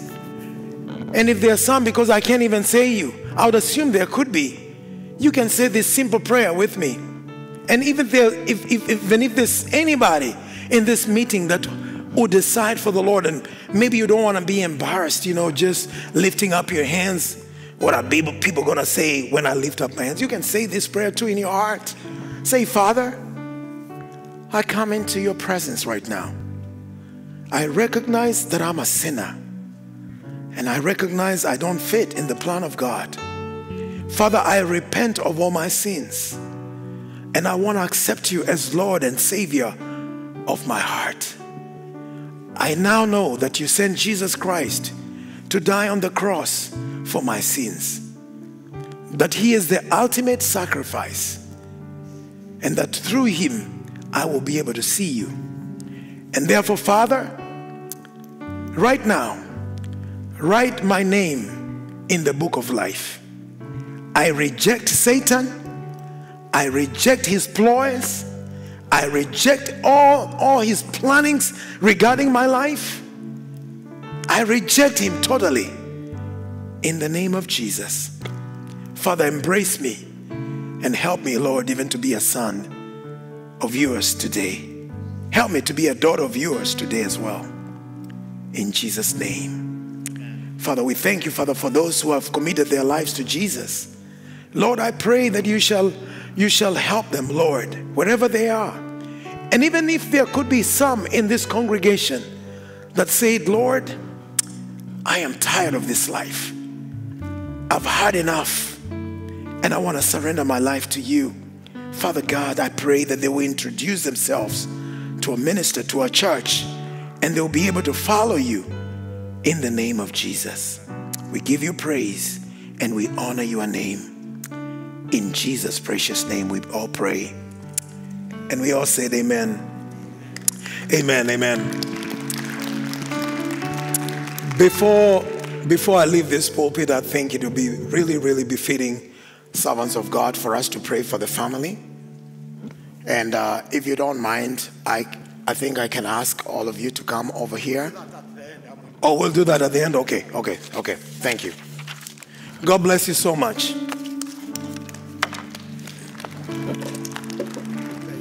Amen. Thank you. God bless you. God bless you. God bless you. Praise the Lord. Hallelujah. We are about to end this, and I know we have been here for quite a while. But I want to tell you that each one of us has a responsibility, like the pastor has preached to us. It's not having, tons of money in your bank account. It's the resources that you have. The resources of influence, the resources of loving, understanding with somebody who is grieving. Just the body, your body being there. And comforting people that are going through a difficult time. Those are wealth. How did you use it? I want to tell you that this building that you see here, a magnificent building, is it not wonderful? But did you know that this building was an idea of one person originally? It did not originate with the whole congregation. One person came up with an idea. We need to build a sanctuary for the Lord.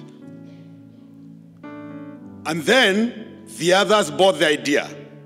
And people who are moneyed came into it. And that's why we have such a wonderful, God-glorifying sanctuary. Because of an idea of one person. I'm saying this because I've been a pastor close to 40 years. And every church that I have pastored has been built by an idea. And some of the bearers of the idea, we don't know them. They brought the idea, then the idea was planted, it bore fruits, and then we don't even mention them. I want to tell you that we are people who have come alongside an idea. And without people coming alongside an idea, then it doesn't become actualized. Those people who have come alongside the idea are the ones who have brought it to fruition. When Sharon became sick and she was taken to the hospital, Pastor Ndumia informed the pastors on a forum that she was hospitalized. We have a pastor who leads the DFW Pastors Prayer Meeting once a month. His name is James. He called the pastors to pray for Sharon. Dedicate time to call upon God to heal Sharon and heal and restore our life. God had a better idea. We stormed heaven, and God said, she is not coming back to you, she is coming home. She is going to glory. She does not belong in pain. She does not belong in places where you ask questions. She needs to be glorifying God. Sharon was called home. When she was called home, two people, Pastor James Kuria, who is at work today, his wife is sitting right there. Pastor Simon Kingori bore an idea. They said, how can we as pastors let Brother Ndumia and his family walk through this grieving time alone? And we decided to call all the pastors. And this is not the pastors that only minister on Sunday on a pulpit. It's anyone that is called by God to lift up the cross of Jesus Christ so that the people may come to know him. We called a meeting. And we and close to that pastors meet. We stormed heaven so that the family of Dumia does not carry two types of grief. Number one, the departure of their loved one, because there's nothing we can do about that. And they carry the grief of finance. We committed ourselves as pastors. And we decided to use our influence in the churches and in people that are in our forums. And we disseminated that information and also went ahead and committed ourselves to preaching every Sunday so that this family does not feel left alone. All the pastors, all the ministers of the gospel in the city, all evangelists in the city, I want to welcome you over here so that you may introduce yourselves and then we'll pray for the family. Will you please come forward?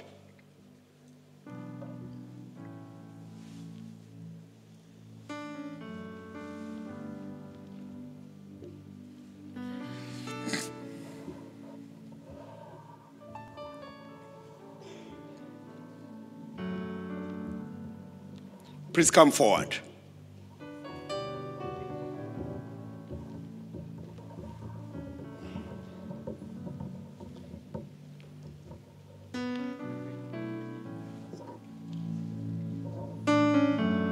If you can pick that mic so that when we start introducing ourselves, the first person will introduce themselves from this side with that mic. The second person will introduce themselves from that side with the mic. Then the mics are going to meet at the middle, and then I'll take the mic back. Is that all right? Is that fair? I don't understand. You know, it's difficult telling pastors because they are used to saying. They are used to telling us. So let me start. My name is Cyprian Kimathi. I love the Lord Jesus Christ, and he is my personal savior. I'm a pastor in Highland Park Presbyterian Church. Let's start there, and then the next person will take from me. This is short like Cyprian, so I had to make it up a little bit longer. All right, my name is Simon Kingori. Praise the Lord. Amen. Good to see all of you. I'm a pastor also at Highland Park with Cyprian. Yeah, my name is Stephen, Pastor Stephen Waweru. I serve with Ushindi, with Bishop David, and he's not here with us this moment. My name is Solomon Wachira Waigwa, pastor Rema Gospel Church. So nice to see a good gathering here this afternoon. Amora Niva, Neema Church. Amos Musembi, first at Firewheel Assembly of God. Thomas Karaoke at Gateway Church. Thank you. Bwana asifiwe. Good to see you all. Prophetess Mwaka, together with my husband, Apostle Darius, we pastor All Nations House of Worship. He was to be here last weekend, but he's in the nation of Rwanda right now. God bless you. Charles Kimwele, Grace Lake Community Church in Grace Highland. Bwana asifiwe. Pastor Tom Gathanga, Living Well Church. Thank you.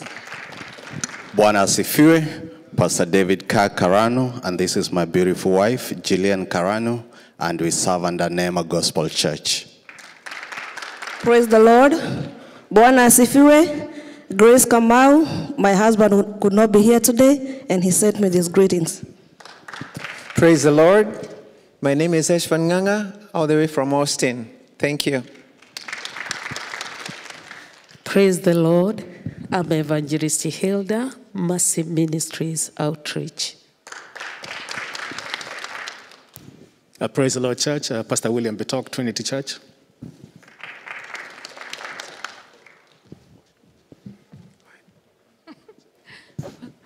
Pastor Catherine Makerecha, and this is Mr. Makerecha, Pastor.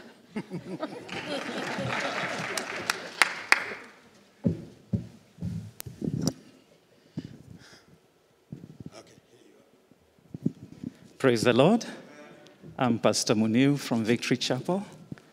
And thank you, ministers, for being here. Before we pray, we have our chairman, Bishop Jackson Kingori. He's not with us. He should be arriving this afternoon.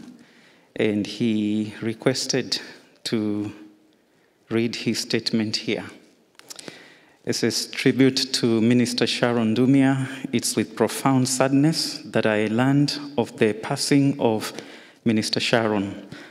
On my own behalf, my family, Neema Gospel Church, and the DFW Pastors and Ministers Forum, I send our deepest and most sincere condolences to the family of Pastor John Dumia and Rivers of Joy Church. We mourn and celebrate the life of a remarkable soldier who has left a mark since she became part of the body of Christ here in DFW. Sharon, words are not enough to express my admiration of how tenacious and virtuous woman you are, both to your family and the body of Christ in DFW. You're an amazing person in so many different ways. I will never forget the very first day we met and the hearty conversation we had with you about ministry and family that made us to connect as well. It is sad that you have gone too soon, just when you should be enjoying the fruit of your womb, but heaven had better assignment for you there. It is even sad that I will not be able to attend your farewell departure as I am out of the country. We will all miss the aroma of your smile and the joy which was your signature. Rest in peace, Sister Sharon, until we meet again at the feet of Jesus. Your lights will shine brighter always to those of us who knew you. Yours, Bishop Jackson Kingori, DFW Pastors Forum Chair.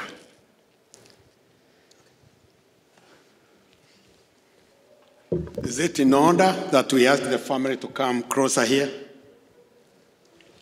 Is that in order? Yeah.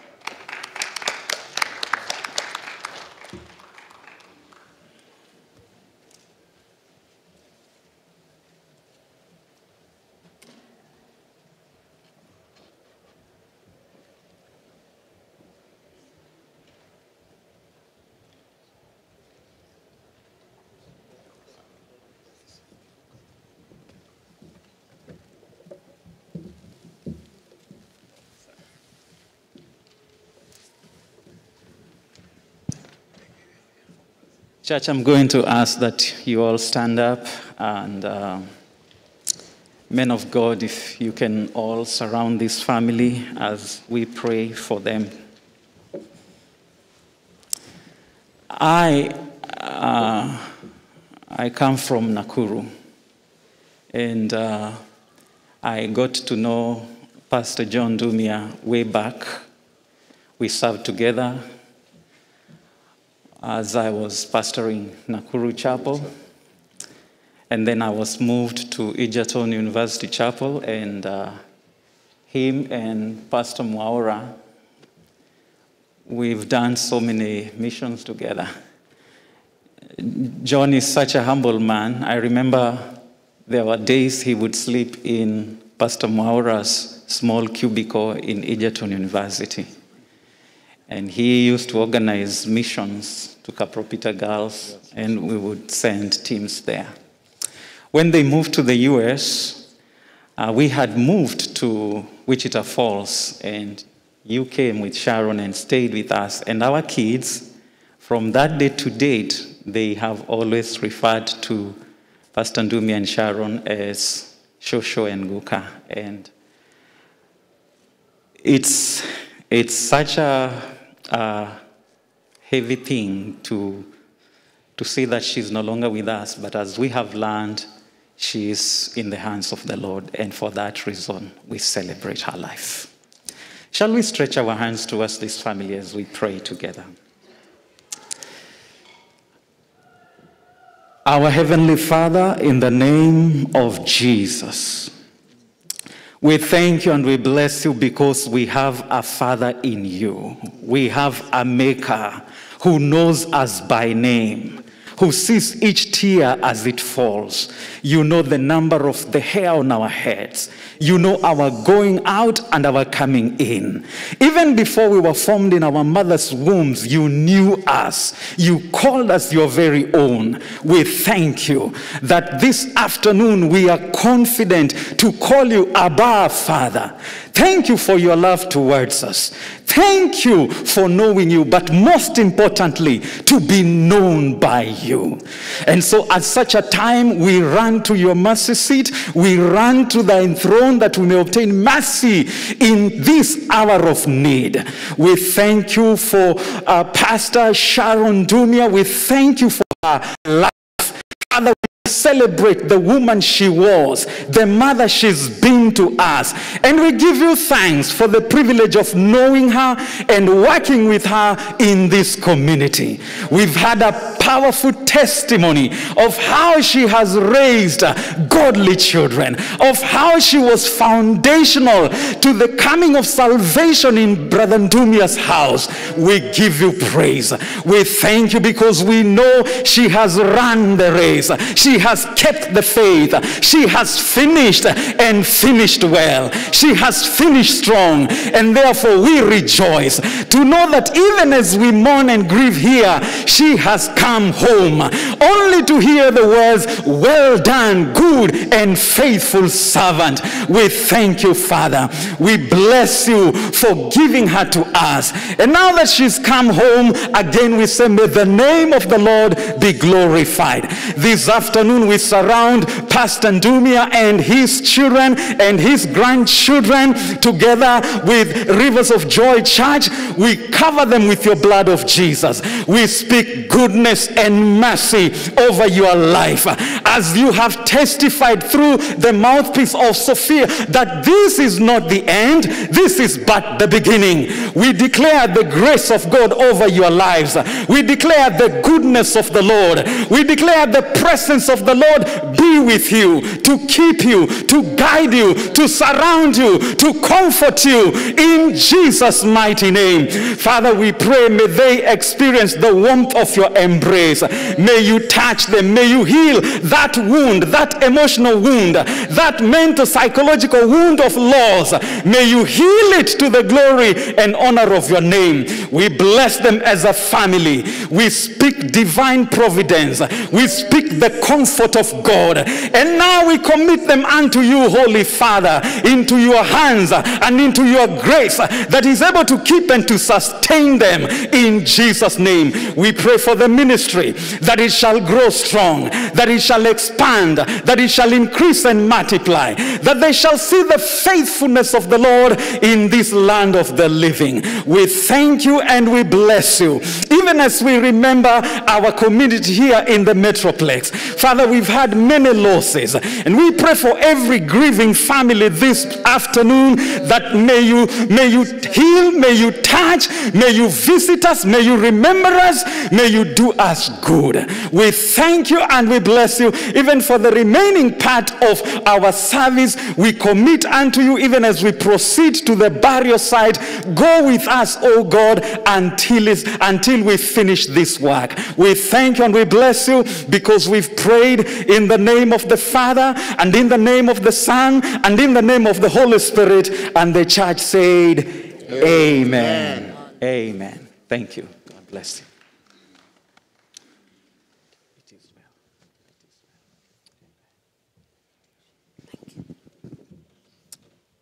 Amen. Thank you so much, Pastor Muneo. We want to say, Pastor John, we love you.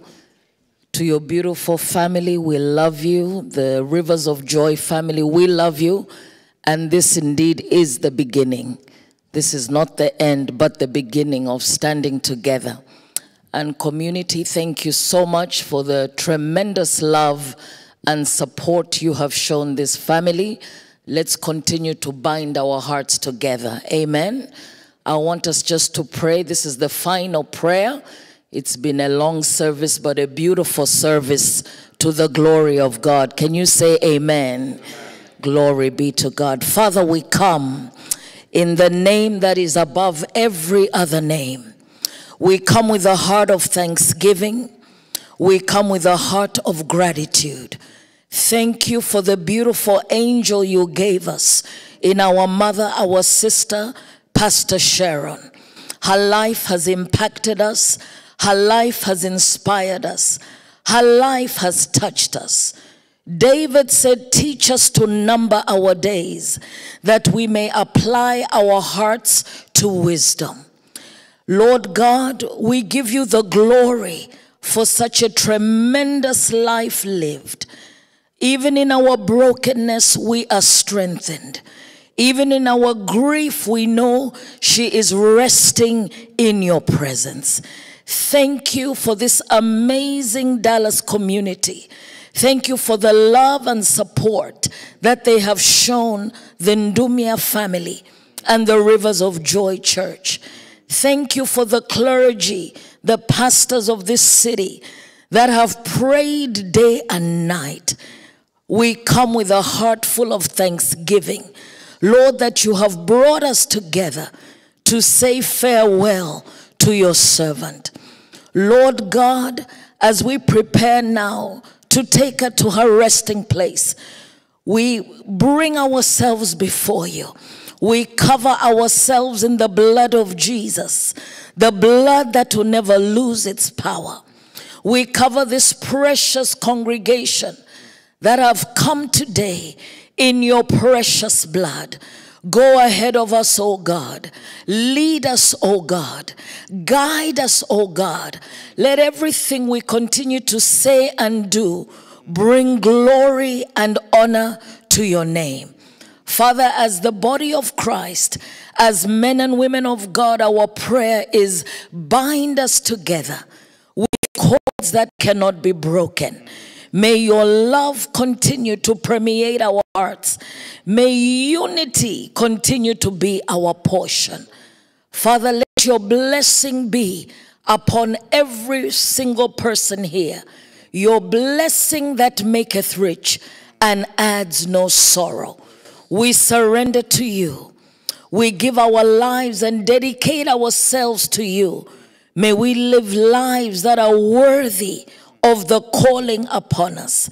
Father, may we, as we heard of Pastor Sharon, the love, the joy, the hospitality, the mercy, the grace that she showed to people, may that be our testimony to the glory and honor of your name. We say thank you, Lord Jesus, for this beautiful service that has given glory to you. We pray in Jesus' mighty name. And everybody said amen.